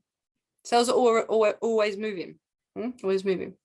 That's why you can sit still and do more work. Because you're sitting still, you're not even in the illusion of going, must move my cells. The cells are like, I'm always moving, bitch. You can't move 20 times the zero as fast as I can. Sit still and observe it, and you'd know that. Okay. So say 5G is like this. I'm 5G. But you're like this. Woo! or even like karma, depending, look, okay, neutral. You're not aligning to it. Be like that, calm, like this, like flow, yeah. Or it might be that you're like higher, however you best relate to it, of like breaking free of the matrix, right? The point is you're on different frequency, higher frequency. So where's the awareness when you're saying I am love, I am light and space? Do you think light and space is going, oh, 5G is going to get me? Light, eternal atomic light that can change, that can observe the whole reality that it's in, because it's where it's light as well. Looks at 5G, go, oh, 5G light, oh, nice, yeah, 5G light, oh. Not you'd be thinking about it, but if you need to think about it, you go, oh, right. So same as someone, if they said to me, you're called Emily, and that's all you are, you're a woman. Oh, nice, oh, so sweet. Oh, yeah, you think I'm just a woman. Oh, that's sweet. That's like 5G to me. I don't think about it. No one's going to walk up to me and call me just a woman. It wouldn't even, I'll be like, it would like bounce off of me to be like, what? I'm made of space, bitch. Sorry. Yeah. So if someone goes, oh, you're scared of 5G. I don't think you yet realize that you are vibration. So no, thank you though. Thank you for passing me the reflection. So that is why you're not be worried about 5G. Now, in terms of vaccine, okay, your vibration, okay, nothing inside yourself, substance-wise, is stronger than you accessing the truth of what you are. Now, the truth of what you are is the journey to go on for yourself and to go in terms of what we talk about here. We'll call it the journey back to oneness, the journey back to all of energy ever returning to its source, because it's magnetized there by claiming its truth of what it actually is, that energy. Okay, so the dark is a repellent. So say this is your mother, and where, let's say the Big Bang, for someone that wants to say the Big Bang, let's just say the Big Bang. There was this thing, it went, oh, I'm going to separate myself into all these little bits, and you are one of those little bits. Let's say this is a big white flame, and you're a little spark of the flame. Now this flame, like a, you can say that magnetic metal, shards of metal. Let's just say this is a magnetic flame. This little spark is you on Earth, and Earth obviously is like magnetized to go back there. But you'll only be magnetized if you say, I am flame. I'm a spark of the one flame. I am from the original source of all that is. I am energy. I am able to move through space because I am what I am it. And that flame inside me can go back as soon as I choose. Okay. Plus, there's no distance. So the original creator of all energy is already me and here, and I'm always home at it, not actually trying to journey anywhere, because I am already inside it, but I'm already it, right? That's the journey, okay? And people call this source, people call this God, people call this oneness. But the dark, so let's say this is you here, dark is lower, but is a repellent. So obviously you need both, yeah? You got the magnet and you got repellent. So every time you say you're not this, yeah, this is what my theory is, that when people go, oh, the universe is expanding, it's because darkness, it's not expanding. Like, you want to be traveling, your soul wants to be going back. It's like, oh, that was fun, like not being my original huge spark flame, but I really want to just be the huge flux flame. I don't like being this, like, oh, I'm Emily, like on my own doing this. Oh, I don't want to do that anymore. But boring. Don't want to be alone anymore. I want to be all one. Yeah. So you want to go back. So my theory is you're here, and this is the dark, but dark matter, yeah, dark matter expands the universe. That's what quantum physics say. Dark matter is expanding. So imagine that it's not expanding. Imagine it's expanding because it's sucking you. It wants you to have a longer journey back to your original source.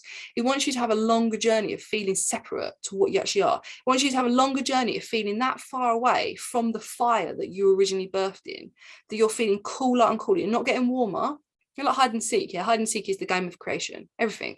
Cinderella, orphans, every single story you could possibly think of is the story. The bully and the jock and the victim, like the nerd, is all the sorification.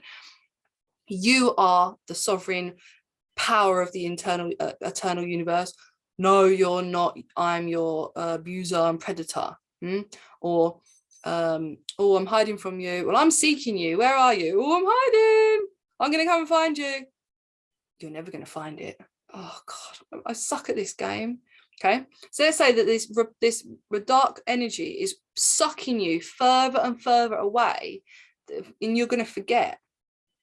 You're going to forget what you're even looking for, because that big flame is like almost like you can't even see it anymore. You can't even remember it. So you actually feel like you are a tiny piece of light in this whole vast darkness. That's how it feels. Because it's true. You are, if you're not saying and grasping that you must have come from somewhere, and you are allowed to say you come from somewhere beautiful, and obviously by receiving these teachings, because it would be a bit conceptual. If you weren't receiving any teachings, you just heard this, you'd be like, well, it sounds all la-di-da to think that, but I don't actually think that. And we're like, yeah, that's because you can change your thoughts, because the only reason you can even conceptualize that doesn't exist is because someone else told you it doesn't exist, apparently. But they're the people that we're saying are the ones that are sucking you away from it. Do you know what I mean? So it's a process that you have to actually say, do I want to not allow myself to experience, going back to the apparently this amazing flame that I actually was birthed within, the womb of creation, or do I want to allow myself to willingly, freely, apparently not have any choice about where I go in this world, and just agree that apparently someone needs to control me, whether it's for a vaccine or whatever. Yeah. So imagine that this is getting bigger and bigger, like the repellent, the universe is expanding so big, is that you then go back and you get sucked into these lower realities where the oppression feels denser because it feels further away. Yeah, it feels further away. Whereas the ascension now is like to ascend, like you're going up, and it's not really going up. Like the ascension is that your soul comes down into the body, so like the up comes down. But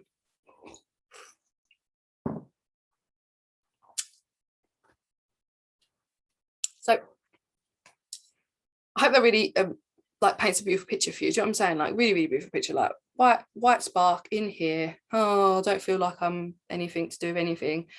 That's because you came to forget that you're a white spark, because it's fun, because you always are a white spark. You can always go home if you remember, oh, I think I'm a white spark. Who else is saying I'm a white spark? Millions of people. Oh, I'll jump on that train, thank you. Frick that one that's saying I'm nothing and dependent on them to allow me to have a shit life. Yeah. So in terms of the vaccine, okay, once you align to a higher vibrational state, a more love light vibrational state, a more higher truth awareness of what you are, and positive, like have a process of reprogramming your beliefs and not attaching to the limiting beliefs that someone else put there. And it's not the fact that someone else put there, because they're all you. I'm saying this in terms of constructs and concepts to allow you to perceive that, you know, someone's done something to you and you're ready to let it go. You're ready to go, that's boring when people control me. Okay, because as you walk on the path, you realize that no one has controlled you. You freely chose to allow them to control you because you wanted the experience. And you might go, I didn't want that fucking experience. But it's like, once you one moment choose to have your own thought, you realize that you could have had that thought of non-control, of freedom at any point. And then instead of blaming someone and going, I'm sure it's because they told me, you go, actually, they didn't ever say I had to think what they said. They just offered me this society to live in, and I didn't question it. When you realize that it's just when you don't question things that you are in an illusion, in a system, just when you don't question it, that's when you actually can forgive everyone. And you look at it and you go, wow, that was a really good game. I didn't even know I was playing. That's why it was so good. That is the best game. Like consciousness, awakening, leaving source and returning to source is the only game you're playing. Doesn't matter if you say, yeah, I'm going to get a new job, but you're playing because you want to feel like the winner. So why do you want to feel like the winner? But then you get the new job and then you just got to work at the job. So you've got to ask yourself, what is it that even makes me stay here? Why do I even want to win? What do I want to win? What would be the best game? And what would be the best win? Where does the concept of winning even come from? Why have I got this inner drive within me to do something? Why don't I just kill myself? Why is there a purpose? What is the purpose? And once you start realizing it's a game, you're like the ultimate higher conscious game. You're like, that is so fun because I know the rules. And now I know I'm playing. So now I can play for fun and win. But now I know that everyone wins because they're just playing for playing, because it's all me, because I'm it. Like, okay. So in terms of the vaccine, okay, now this was channeled by Pleiadians. People who have a vaccine are going to be ascending, because the vaccine will not do anything to you if you're like, say that someone's like, I really actually feel that if vaccine is going to help me. Who are we to judge and say it's going to make you sick? We're then falling into the illusion of telling other people what it's going to do and causing them fear. Okay, so there's going to be people that ascend without it, me for one, people that ascend with it, people, there you go. But this is to do with your beliefs. Now, if you make a choice to take it because someone's putting limitations on your already existing freedom, because your energy and space, and you go, I'm just going to have it because I don't believe it's going to do anything to me, but I want it so I can travel next month. You are aligning possibly to a limited reality and therefore condoning an illusionary limitation upon yourself. However, if you were aware of that and you're like, I know, that's why I'm taking it, because I know it's not real, because I know it's limitation on limitlessness. I am limitlessness. I don't believe it's going to do anything to me. Your body won't react. So there's no separation in the V either. But this goes very deep, obviously, very, very deep. But this is to bring you into the awareness of the oneness. This is a game, and the whole thing is playing onto that trauma and that victimization, and you taking on that role of the judge, the jury. So I say this often. I say, if Buddha was the president of the United States, do you think there'd be any problems?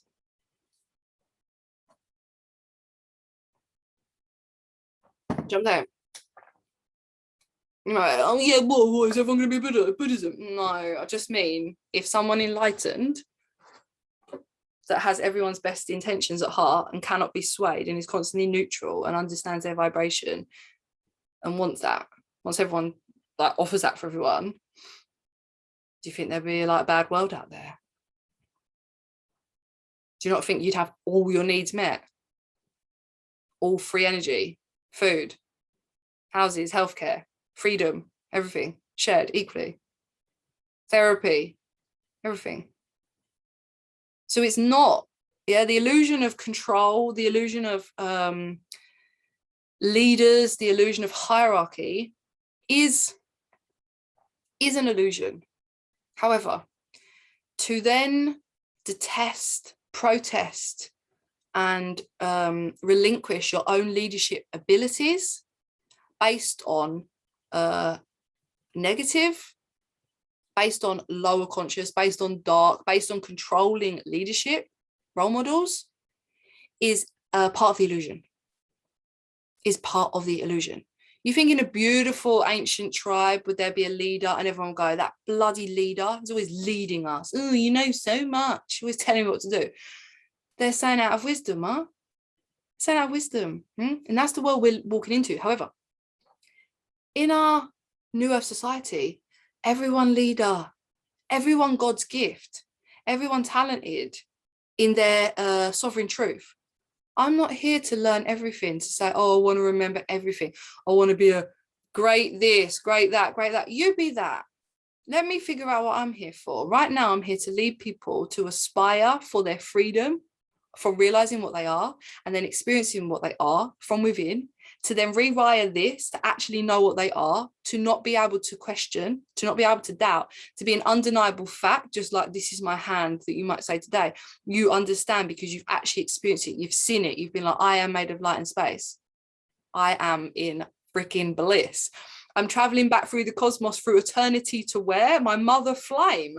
Wicked. This whole thing's a game to allow me the opportunity to choose which side I'm on. That one, clearly. I am not a part of that. That's such an illusion. Sucking me away, distracts me from what I am. Genius, though. Round of applause. You have me there, baby. Yeah, making me watch violence, therefore allowing my vibration to tune into violence and think it's normal. Okay, where was my loving soaps on that were just like, I just done yoga last week, I did it too, you know? Why wasn't that the normal? So when you start witnessing the propaganda and the programming, it's not just this generation, guys. Yeah, been like over 2,600 years in theory, but it's been like longer. But in terms of the Piscean age, a very, very follow the leader, follow the fish, do whatever they do. Humans basically just like, they just got sucked in. They got so ignorant they got so deep in the suction. I'll say this as well, because that's what I was going to say on it, that obviously we'll give some book links for you to refer to, for you to look into, but if you don't want to read them, basically the human is a blend of Palladian and Anunnaki, but Palladian ancestors and Anunnaki blood. However, it's also imprinted that there's 33 other species, got 33 discs, and the Earth is called the living library, and we're her neurons on the top. So we're receiving messages to do what she needs us to do. We're not actually like, we're a part of it, but we are it. It's almost like going, my kidney never does what I want it to do. If it was like rebelling, you know what I'm saying? It's like, well, this is all me, but they've got their specific parts, and they each do their own job. Like the kidney's not trying to be the heart. You ain't got to like try and be Bob and Jeannie. You just be you, babe. Yeah. So I personally relate to being a brain cell, being a neuron, but obviously I'm activating my heart. And so Earth is named the living library. And that's some of the teachings, is that we, as the neurons of her, and we're called the golden race. And we were created from 33 races. And I believe there's 33 blood types, is there not? We were created from 33 different races of other beings within the cosmos, including Earth. Obviously, Earth has the DNA records of this, of the cosmos, that were perhaps being sucked too dark and maybe self-imploding and giving up and all that kind of stuff. So they all imprinted some of their DNA on Earth and for the humans. And that's why we're so important. However, the dark and the rest of the cosmos understood this. But because we're so powerful, they were like, well, they're not going to not wake up. The whole point of life is that there's equal opportunity to be in the illusion and to wake up. But the idea of free will is that you have the chance not to wake up, but you always have the chance to wake up, because it just seems like you can't wake up because you're already it. So you never can't wake up. You're never really in the illusion. You're always it. So it doesn't even matter if you're trapped in the illusion for 100 lifetimes, because you are going to wake up. However, that was the game, and that's what was originally creator perceived. However, the dark took, enslaved the human psyche to such an oppressive awareness that some people weren't waking up. And they didn't. So then at this astrological time, humans did not break through the veil and come to their age of enlightenment. And therefore that had a cataclysmic reaction through the galaxy.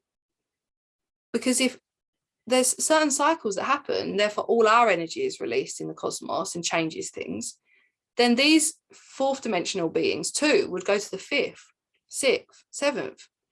But if we don't ascend and we'll touch on this, that to ascend, you say like I'm helping someone awaken and my guides help me. It happens like that. Once you realize what you are, you want to pass on the wisdom to other people. That's why guides are here, because that's the process. Once I've embodied something, I pass it on. You pay me, that's the exchange, because I have the wisdom now, you have the money, you swap with me. Next, there's a yoga teacher. She's got the wisdom, I pay her. It's in exchange. But because they put us so deeply into the illusion to benefit themselves, which is fine because that's part of the illusion, being like, those humans, they're like, they've got all these gifts, but they don't know what to do with them. Let's just take what we need for now. It'll be fine. I know they'll figure it out eventually, but F them right now. It's about us. But we didn't. We didn't. And the whole galaxy had the darkness take over. The darkness spread. The vaccine, the elite, the children, it wasn't stopped. It was an enslaved golden race, which impacted the DNA of all 33 other races and impacted their own ascension. Because then it was like, oh, the dark weren't supposed to win. It was just supposed to go on forever, like just a, tug of, not tug of war, because someone always wins. They weren't supposed to get trapped forever. Okay. So then just like you would try and think about in your life and go, where did that begin? Where did that painful memory begin? You go, oh, when I was 6, that boy pulled my hair out and it made me be scared of men, for example. Higher dimensional beings observed in the galaxy. When did this happen? We're so enslaved in darkness. When did this? We've got to go back and think about this, because they can time travel, because it's all in and out. They can time travel, and they look back and they were like, Earth. And they found located where this like original point of failing to awaken and experience your purpose of going back to source. Source is like, come on home, baby. And it's like almost like a teenage daughter going, no, you don't love me and you don't forgive me. And they're going, I do, I forgive you, I love you, I just want you to come home. No, I'm not, I'm just going to stay with this horrible boyfriend. I forgive you, I love you. And she's like, no, she's getting more and more deep inside it until she lost forever. And put that into a metaphor. That's what's happened, huh? It's poetry in motion, saying like the children being lost to the dark. It's true, we're the children and we've been lost. And that's just showing you the truth. But as a metaphor. So like these souls are incarnating to actually show us the truth, as well as allow us the opportunity to rise now to assist them. We're actually learning to assist ourselves by relating and correlating that is us. It is the metaphor of awakening, the metaphor of freedom, taking the most enslaved, but giving them a place to go and going, you freed, you got free. Like, thank you for showing me who I needed to be. You're not a victim, you're a hero to me, yeah? So it's okay.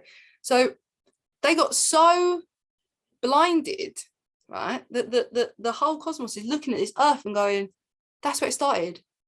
They didn't wake up at that cycle. Galactic years, like 25,000 years. To up there, 1 year, it's 26,000 years down here on Earth. So they're just like, what? Don't mess it up at like 2,000 years. No, wake up. You're supposed to wake up now. Come on. That was the plan. If you're playing a game with someone and they just change the rule and you're like, no, that doesn't work if you do that. That means that you just win.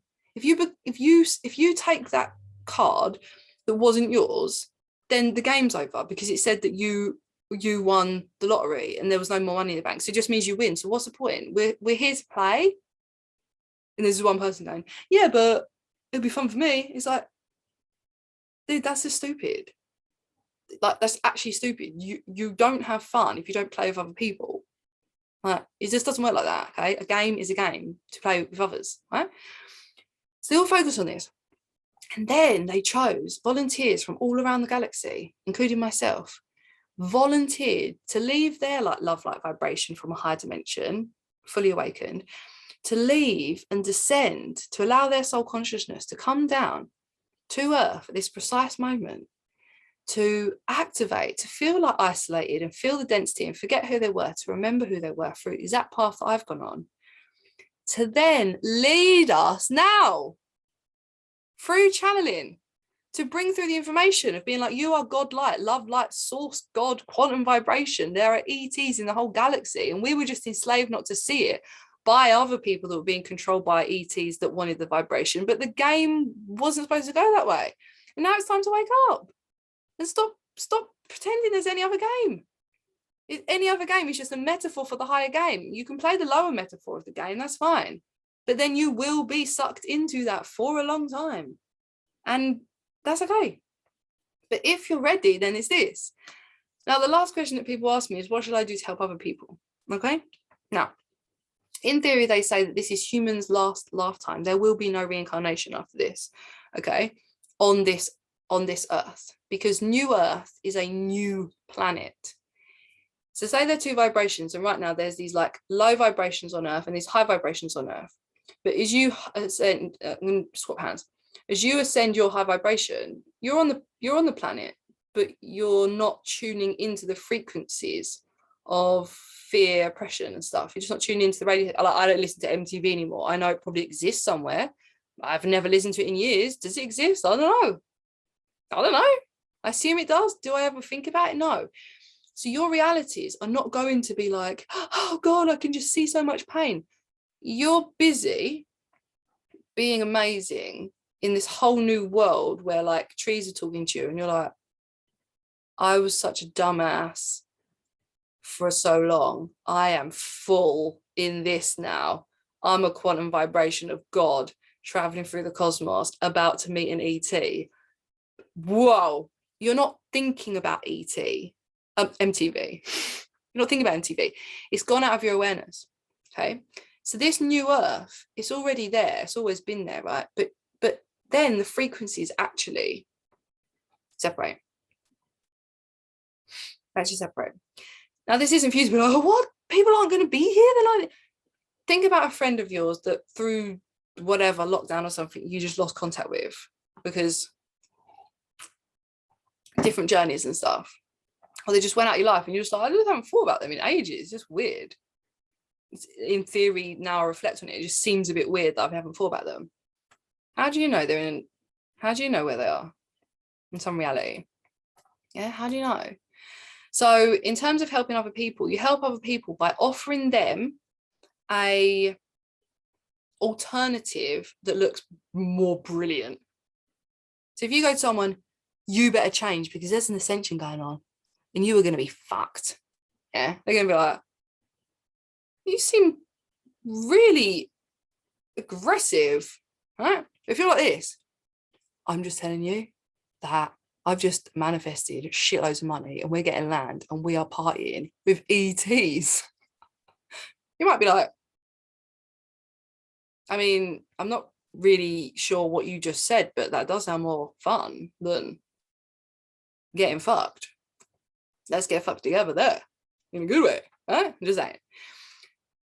So in terms of helping other people, you're helping them transition to a new earth of a higher vibration where all of your dreams that you currently have, like living on land, freedom, you know, everyone doing what they want to do, a little chip in here or what, exists times 1,000, because you add the pure golden race awakened from the game, liberated, the jubilation of, oh my God, we've done it. Are you serious? We just done it. We actually done it. Like the fall of the cabal, the collapse. And then, but everyone being okay. Everyone going, oh, all right. It wasn't like, what's going on? It's some big tsunami or something. Like all obviously the programming prophesizes. Nothing like that. Okay, your higher frequency, you're just not aware of lower frequency things anymore, meaning you don't even perceive that they don't or do exist. You don't perceive them right now. Okay, so you want to be offering people alternative alternatives to what they currently have. You don't want to be like, the government they're fucking doing this stuff and da da da da. That means that you're still aligning that the government are doing that. But that means that you're not placing your awareness on something more cool. So you ain't going either. Like, you're still in line. Yeah, like, it's here now because you are already it. You're already light, you're already space, you're already quantum physics, quantum vibration. You're already it. You're just lower or higher, and it's fine. But maintaining the illusion of oppression and judgment, and I can't believe you've got the V and all that kind of stuff, is still the illusion that they're sucking you further and further away through this divine time where you could be allowing yourself to believe in things. Because if someone has told you something even once that could have been a lie, which you're all experiencing because you're experiencing the fall of the tyrannical hierarchical systems, it's all a lie, then nothing you've ever been told should be pinpointed as truth either. Nothing. Should be like, I know they've done that one like bad thing about trying to, you know, like pass us the opportunity to vaccinate children for no reason, but obviously the healthcare and the school meals and the jobs and the police are good because they look after us. I know what they're doing now is incorrect, but that's not to put all the good things out. No, it is. It's to make you question, because you must see through this illusion. So when someone with pure love light, like myself, maybe say 100 things, and there's one you don't like, because they've programmed you to be so judgmental, you might pass up on everything I've said because I said one thing you didn't like. You might pass up on that. You might say, I don't believe what she just said. I don't agree with that. I'm turning it off. You know what you've just done? You just fell right into the spider's web. You fell right into it. Because even though they've done 99 bad things, you would still defend them for one. Because that's the victim mentality. When someone's been abused by a captor, kidnapped for years, they would still say, no, he looked after me. Might have starved them, raped them, programmed them with absolute traumatized them, but programmed so deeply in there for years, for your whole childhood. The state looks after you. I'm your father, I'm your mother.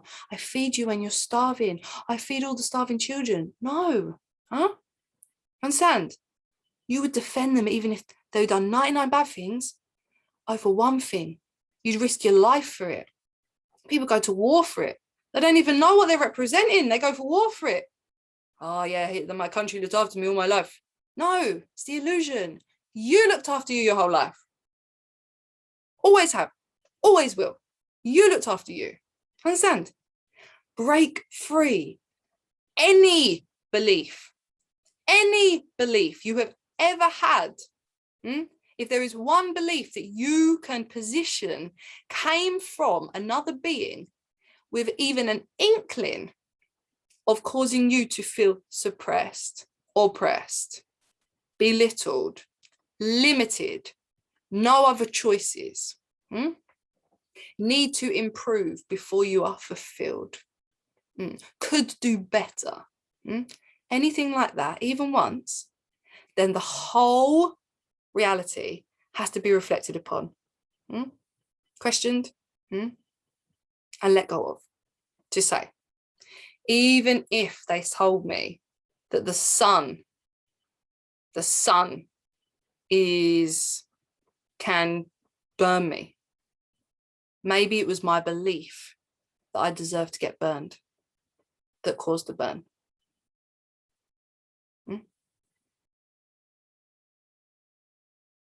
You have to ask yourself, if the illusion was to come to feel separate from energy, which I am, source, then every single lower conscious thought that your poor, take away the poor, that your innocent consciousness child was told, put sunscreen on, you get burnt. My son that gives me everything, that fuels the entire planet, hurts me, wants to hurt me. I must want to be hurt by everything then. Because if the sun that is the light of this world wants to hurt me, I'm useless. I'm valueless. I deserve to be punished because the sun is punishing me always. Mm? Mm? If you label the fire dangerous, you are the one missing the heat, the warmth, and the light. Is the heat, warmth, and light always there? Or is it just the illusion of the danger? I'm looking after you by being scared and worried. I'm telling you to be careful. No, honestly, I'm looking after you. Don't touch it. No. You stay over there. Stay there. Trust me. I'm looking after you. Therefore, you miss the light, the heat, and the warmth from your God, from your love, from your source, from your original creator. Because man tells you it's too dangerous. Oh, they must know. They must have been burnt. Maybe I would trust someone with burns all over them saying, be careful the fire. Why would I just trust someone done degree in politics? Careful. Especially medicine, huh? Careful. I look after you. I know everything about the biological DNA, physiological aspect of the human DNA strand. Yes, I know. I've done politics for years. Huh? Illusion. So I want you to reflect on this. Where do your beliefs come from? Who put them there? Because ultimately, when you walk this journey with me, you'll realize that you put them there. For everything is you. And you forgive, let go, fine. But that lower conscious reality is a door. And through working with me, you do not keep open. Oh, look through the door. Oh, yeah, I remember that. Oh, so horrible. Can't believe that. Can't believe I've done that to myself. Can't believe that. No, you got this. That was great. Great party. Really appreciate it. Honestly, it was so funny. You had me the whole time. I'll see you never. Adios. Cheers. I'll leave the key just poked under the mat.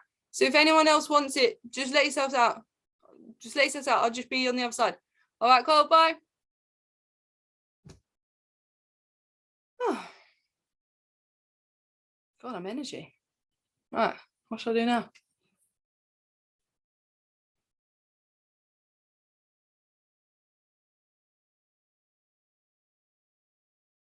Yeah. And then the path that you realize is that you've always followed your passion.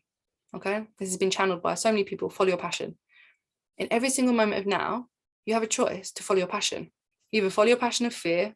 Oh, so juicy, so exciting. Oh, what are they going to do next? Oh, probably going to stop. And you just follow it and you're just like, this is so painful, until you get to the point where you go, oh, I'm so bored of being in pain. I wish there was a way out. Ding, idea comes in. Yeah, you're going to get here. Fine. But the fact that you're receiving this means that you can give yourself the idea. You can say, I'm done with this. Do it yourself. And then the idea comes. Ding! I think I'm going to read one of the books that she said. I think I'm going to do it. Oh my God, in this only moment of now, I have a choice. I have a choice to say I'm done with it. What the frink? I have a choice to say I'm doing something else. Does that mean I've always had a choice to have done that? I just wasn't. Bruv. I literally was choosing to do you. You are so clever. You are so clever. See you later. Right? So you always have a choice. And then you realize you're in this like amazing journey of excitement, okay? That you're here to follow your passion. By following your passion, it means staying neutral, realizing what your meaning of life is, realizing what your purpose is. And your purpose is to stop choosing sides and come into your heart space. Now, this heart space is like zero gravity. It's a 0 point. It's this precise pinprick that has no judgment in it, because it knows itself as the idea of everything. So right now I could say, I hate my life. This pinprick of light, stillness. I say, I love my life. Stillness. What is life? Stillness. This spark of the divine knows what it is. This spark is what you are here to find. This spark is already always been yours. It's placed within your heart. It's right there. You'll find it, okay? Because you're not really looking. You're here to remember. Here to remember. Now, people will be ascending without knowing these high dimensional truths. They will ascend. They're good, happy, high vibrational, kind, compassionate, loving, generous souls who are just so at peace because their heart, neutral. I want everyone to be happy. I don't take too much. I don't take too little. I just good person, huh? Whatever I receive, I love to give as well. I love loving myself. I treat myself very well. I'm always on the path, always good person. Ascending. Because they're neutral. They're not and they're not this. They're not wanting too much. They're not craving things to be different, and they're not angry at what is. People don't need high dimensional truths to understand that it's all perfect. If someone has the ethos or that life is, a game, it's in flow. What'll be will be. I know it's always working out for me. Always has in the past. Always has. I'm a lucky person. Always have been. Things just seem to go my way. Yeah, that's neutral. That's God. That's the spark of the divine going, you go, girl. Yeah.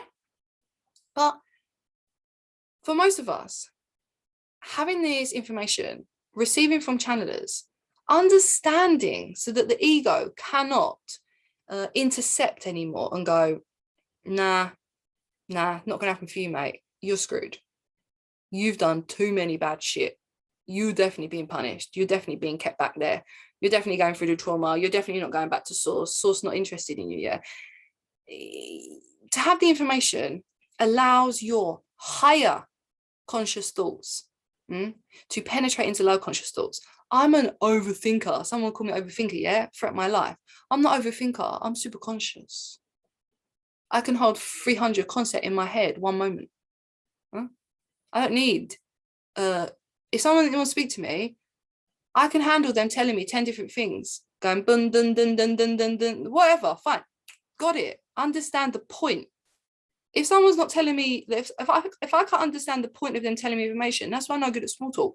Someone come in and start telling me a story about what they're doing. I'm trying to get to the end, like, what's your point though? I don't mind if someone was to come in and go, I've got this situation, I'm trying to figure out, there's these 100 things around it, I'll be able to understand it.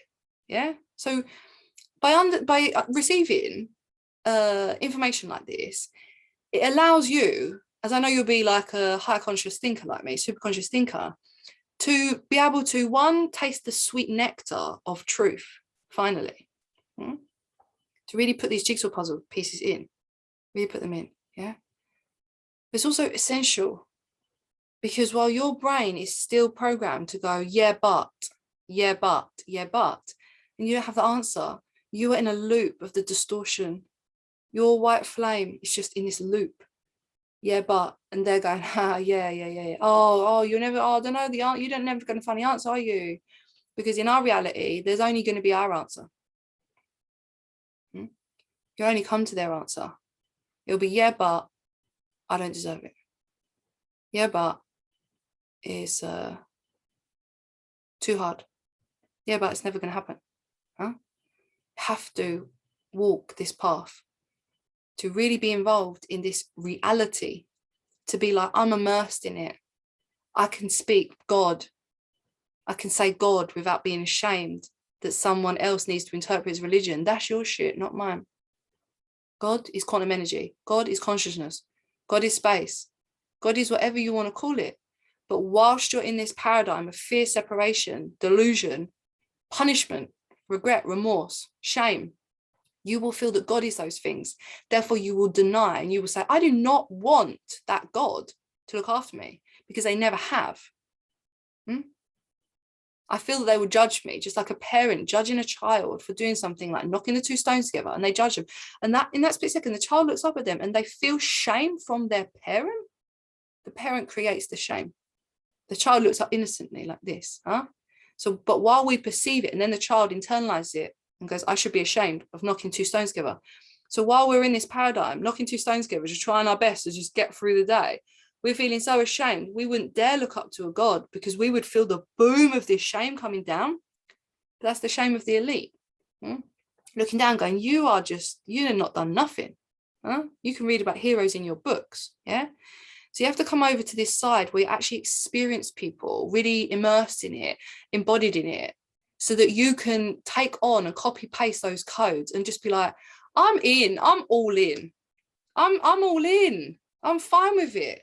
You might not want to call it God. Like it's a process, but to talk about energy as yourself rather than the stuck victim that you're portrayed to be by others is really the path. So I hope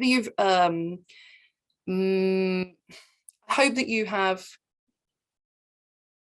learnt, remembered, understood, absorbed some of these beautiful ideas and that you resonate with what I'm saying, because I am you.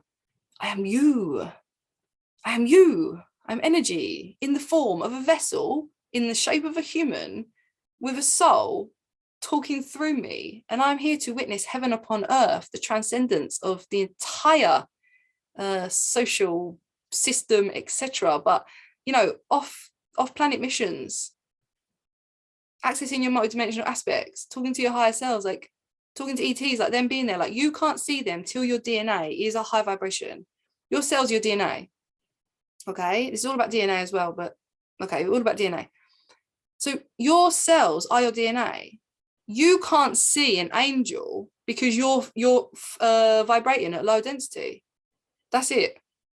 So you get high vibration, then you just see it. It's not like, yeah, but how can you see an angel? Well, your cells, your frequency is low, and they resonate a higher one. So let's say that when you're resonating a higher one and your cells are shaking more and you're saying, I'm space, I'm space, I'm space, I'm space. Do you not think that you then would be able to perceive that you are space? And therefore, let's just ask yourself, if you perceived you're 99.99% space, do you think that ultimately, if you were saying it enough for the next 10 years, that you would actually be able to see through your hand? Because your belief has been reconstructed, rewired to understand that you are space. So do you not believe that therefore you would obviously be able to go invisible when you wanted to and go, cells, I know I'm space? Right now, you believe that's how a hand would be seen. But who are you to say that you could not see through your hand unless you do the rewiring and ask your cells to switch on? They said there's 90% dormant DNA. What we're doing for this ascension process is opening up our dormant DNA. So there's 95% of yourself that you're just not using, you don't know. Well, that 95% is what's been deprogrammed out of you, enslaved out of you. And we're reawakening it. So that's what we're going to be going into. So let's say that you're vibrating so fast because you're like, I made a space. And then you're like, oh my gosh, I can actually see through I can see my body shining crystal light, shining light. My body's actually coming off the light now because I understand I'm light. Therefore, look, energy, moving light. Moving light. Okay. When I'm moving through the air, I'm moving through light. Oh, wow. Yeah. So we're going to be activating our DNA to actually be seeing what we are. See yourself. Okay. It's not like, yeah, but how are we going to do it? What are we going to do it? You're going to reprogram yourself, and you have to do that by understanding what you are. Therefore, when you are what you are, you believe what you are, you experience what you are, therefore you are that. That's it. So if you say, I am God, then you feel like God, and you can change reality. If you say there's no God, it's like, okay, well, there's no God. You're not God then. You're just John. Be just John. That's fine. But you're also God. If you want to be God, you can be God. Okay. So they say that you're vibrating at such a high level, as in 144,000, if you've ever heard that number before. The majority of the humans need to be resonating at 144,000 vibration, and that's the official ascension. Okay, so let's just say you're vibrating at that, but then someone, let's just say a Latin master, start vibrating higher, because obviously we can vibrate higher. and vibrate higher. It's just that that's what we need. So we get to, that's the transitionary point. So then say that the master, whatever, like your guide, just because there's infinite time and space going back to the eternal flame, and they're just getting like faster and faster vibration, yeah? Well, they vibrate at 250,000. And they said they know that there's space and there's space over there. So they're invisible. They're always invisible to you, right? But let's say that ET, I'm just saying, I'm going to use it. Let's say that ET vibrates, let's say at 144,000, right? And they can lower their lowest frequency in their higher dimension is 144,000. So once you make this transition, and I'll say it now, third density, okay? Third density, fourth density, fifth density. Third density is the fear of separation. Fourth density, transition, rainbow bridge. Fifth density, like new earth, complete. Let's just say that for now. Fourth density is transitioning to allow yourself to say what you are. Use spiritual practices like dance, yoga, meditation, chanting, gardening, running, leaping, sex, whatever, singing, all of it, to feel and upgrade in your cells, which is a vibration, food, obviously, nutrition, water, pranayama, breathing. Okay, activating yourself with inside, with thoughts, beliefs, through your heart portal, meditation. Feeling the change in your cells, adding in the new knowledge to rewrite the belief system, experiencing that, okay? It's your job, actually experience it. You then, in this period, you then are seeing what is already there, because you are only able to project what you think. So right now you can only project, you can see physical because you only call yourself physical, but we've discussed that physical is space and one point of light. So physical is light and space. So is there any such thing as physical? Like you've been told, physical means opaque, hard, non-movable thing. All items are made of vibrations of atoms. And you only learn that what? GCSE, so you go through your whole childhood being told this is a hard object that you can't see through. This is a translucent object, but it's still physical. Tell me the new education system of telling anyone is everything's made of these wibbly wobbly lines, and when you see it, it looks hard, but it's really moving all the time. It's amazing. Yeah. And you are seeing it however you feel about yourself. So if you see yourself as a wibbly wobbly light and space always moving, you get to see everything like that too. What should your child say? Ooh, great. Okay. So then right now you're projecting whatever you see, fear, separation, all that. So that's the only reality that you can see. Once you start projecting neutrality, non-judgment, observation, love, light, choice, limitless choice, abundance, freedom, then you see that reality. And then you're in that one. You don't see it. So I'm not in this one. I don't see like COVID and stuff as an oppression. I see that if you're labeling it that, then you must feel that. I see it as the Great Awakening, best thing that ever happened. Amazing, beautiful, bliss, abundance, access, multidimensionality, ascension. Yeah. So then when you're projecting, because you're still projecting, when you're projecting your bliss dream reality, you're going to see that. But then equally adding in the intel that you're then aware that you're going to be accessing your multidimensional assets as source, your column of ascension, ETs, then you can access your imagination, but really it's your intuition at that deeper layer of your DNA to then call in seeing those things sooner, rather than thinking it's like, oh no, all I have to do is project good stuff and then there'll be good stuff. There's more stuff after that.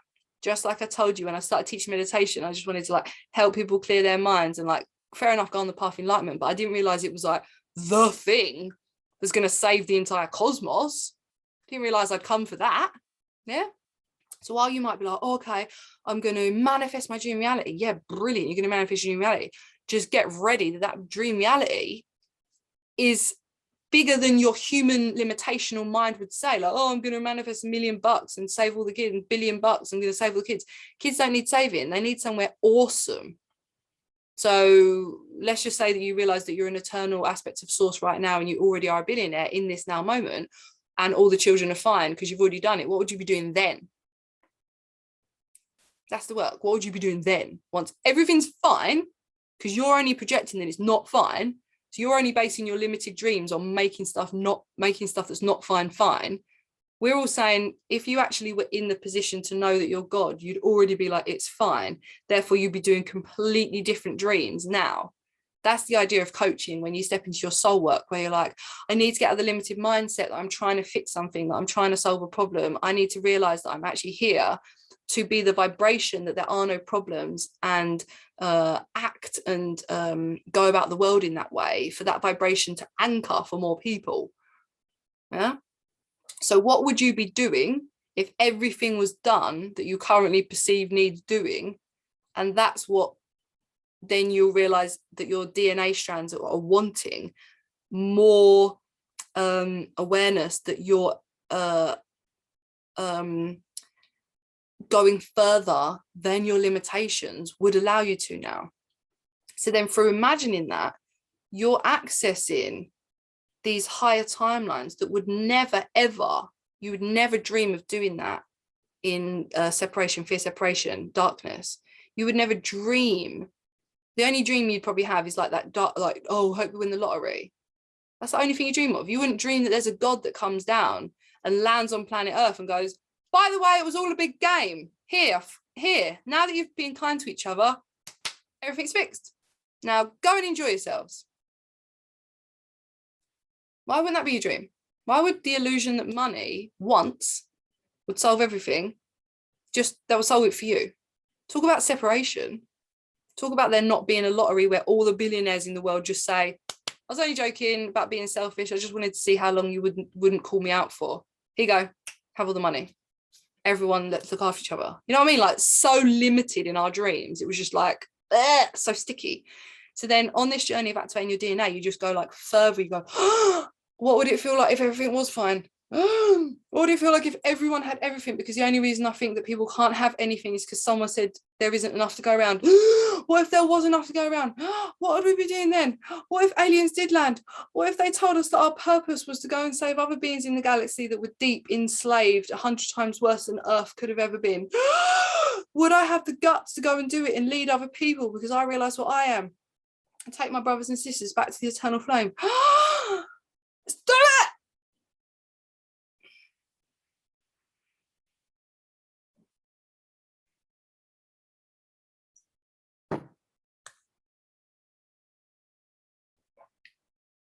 That's what I'm saying. So, what game are you in? You know it's a game. Whose team do you want to bet on now? Yours, or a dark reflection of yours, or yours and a light reflection of yours? I obviously hope that you want to be on. Sorry if my face looked really strange the whole time, like what, like really loads of bags or something. Should have checked that. Should have looked at myself while I was doing that. I might have put you off. I'd be like, that's what I look like when I'm an awakened, enlightened ascension guide and coach, living in freedom of abundance. No. See, don't let the judgments put you off. Hopefully that wasn't that 99 good things and one bad thing. We're like, I just can't look at her bags. Just can't see her bags. Okay, so I feel like that is going to close the session for today, close the training.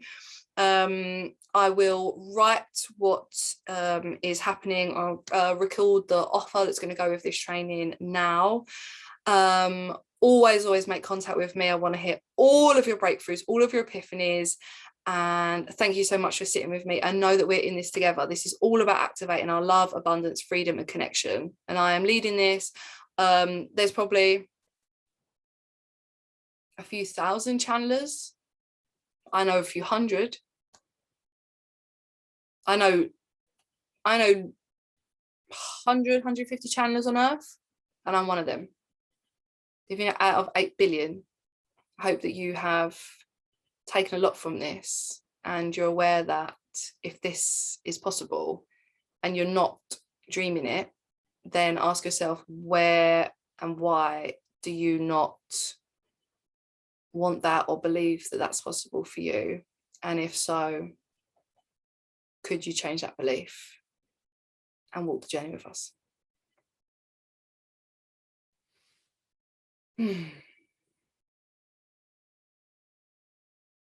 Namaste, brothers and sisters. My name is Emily Jackman, and I hope you go and buy everything I've ever made right now, because it's all super, super dope. Namaste.